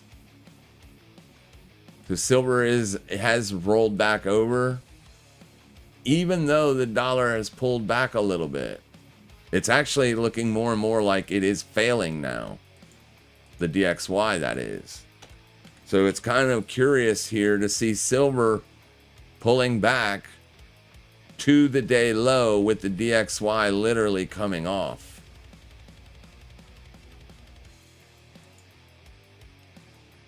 Wait a minute, this is not the right one. It's this one. See, you've given back almost every bit of that 4-hour extension. So there is some aggressive selling taking place here at the 786 of last week's range. Hopefully that's it. Hopefully it breaks down this week. Yeah. I think there's a better opportunity in the DXY than anything for a bearish trade, in my opinion. But we'll see. Going back over to silver for anybody that's still sitting in that one. It is back down to the day low.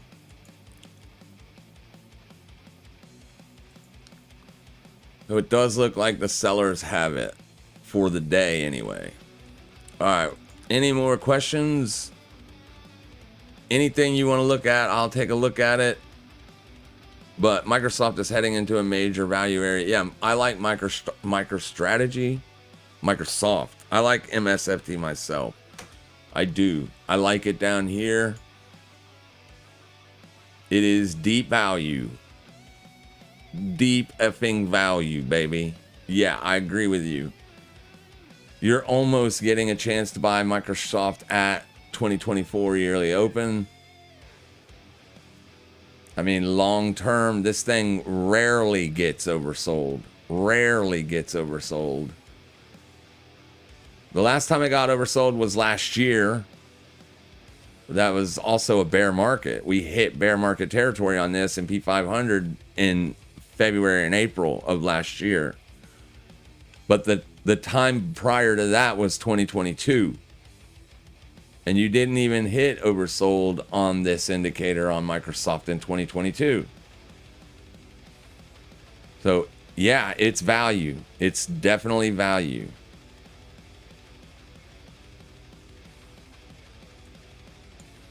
I'm trying to see, but I mean, that's close enough, right? That's close enough to say the last time that you hit was 2010, this level. And at that point, now thanks to all the splits that Microsoft has done, that would have been like buying it at $21. Of course, looking at it at $438. Well, it's not $438, it's at $396, but you get what I'm saying. Nobody ever wants to buy when this happens. Ever. It's because the markets are selling off, because sentiment is so negative. Because everybody always anticipates that it's the end, that this asset is done. It is going to roll over. It is dead.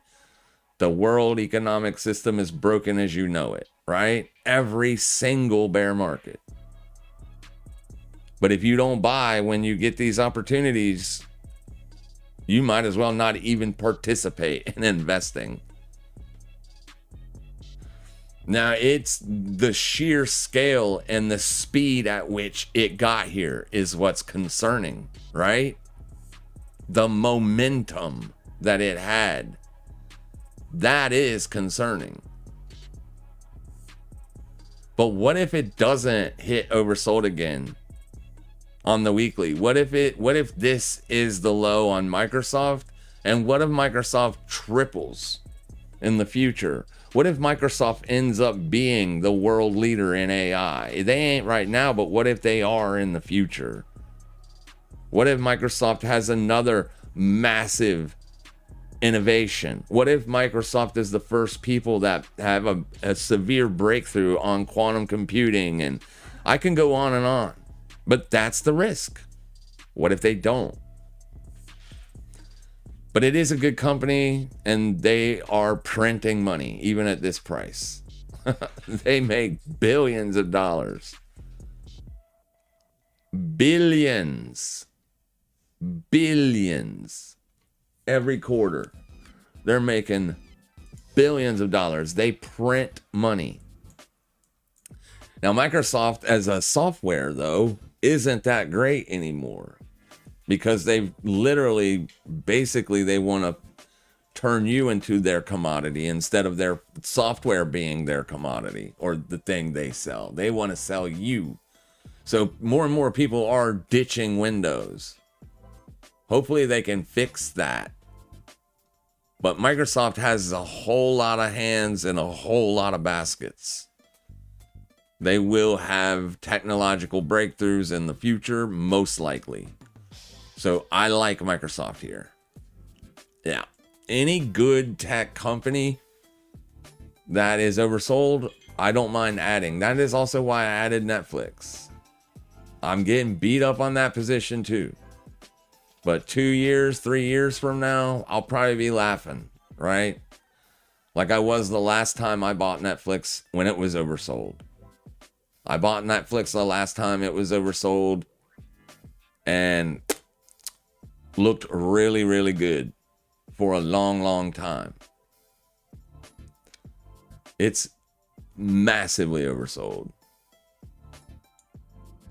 It's at the 200-week exponential. It's at a 23 on the RSI. It is beat up. And there's massive bullish divergence here on the daily time frame when it comes to the RSI. Massive bullish divergence. I don't know that that'll help, but I mean, it hasn't yet, but it's pretty damn steep divergence. So yeah, I'm sure a bounce is coming. When and where, that's not what I can answer, unfortunately. So Fartcoin still not rolling over. S&P did top out at least after liquidating that 930 swing high. But I just don't know if you're going to see like a massive move happen on the S&P. But here's Fartcoin. It is starting to find a little bit of resistance here. But I do not like the deltas. The deltas are not showing us that there's heavy selling still in this product. But I'm going to continue to hold it as long as it's under the weekly open. If it starts to close 15, 30-minute candles above it, I'll exit the position. Once again, my short trade is up here. It's actually up here. But it's not a big trade. It's not a big trade. I didn't feel good about it yesterday when I took it the second time. So I just put a little bit of risk on it. And I closed the silver short, and that sucks. But anyways, nobody else has spoken or said anything, so I guess nobody wants to see anything. We'll wrap it up. I once again appreciate every single one of you for being here. Thank you so much for your time. I'll see you Thursday morning at 9 o'clock. Make sure you guys trade safe. Make sure you trade smart. And as always, happy trading, everybody.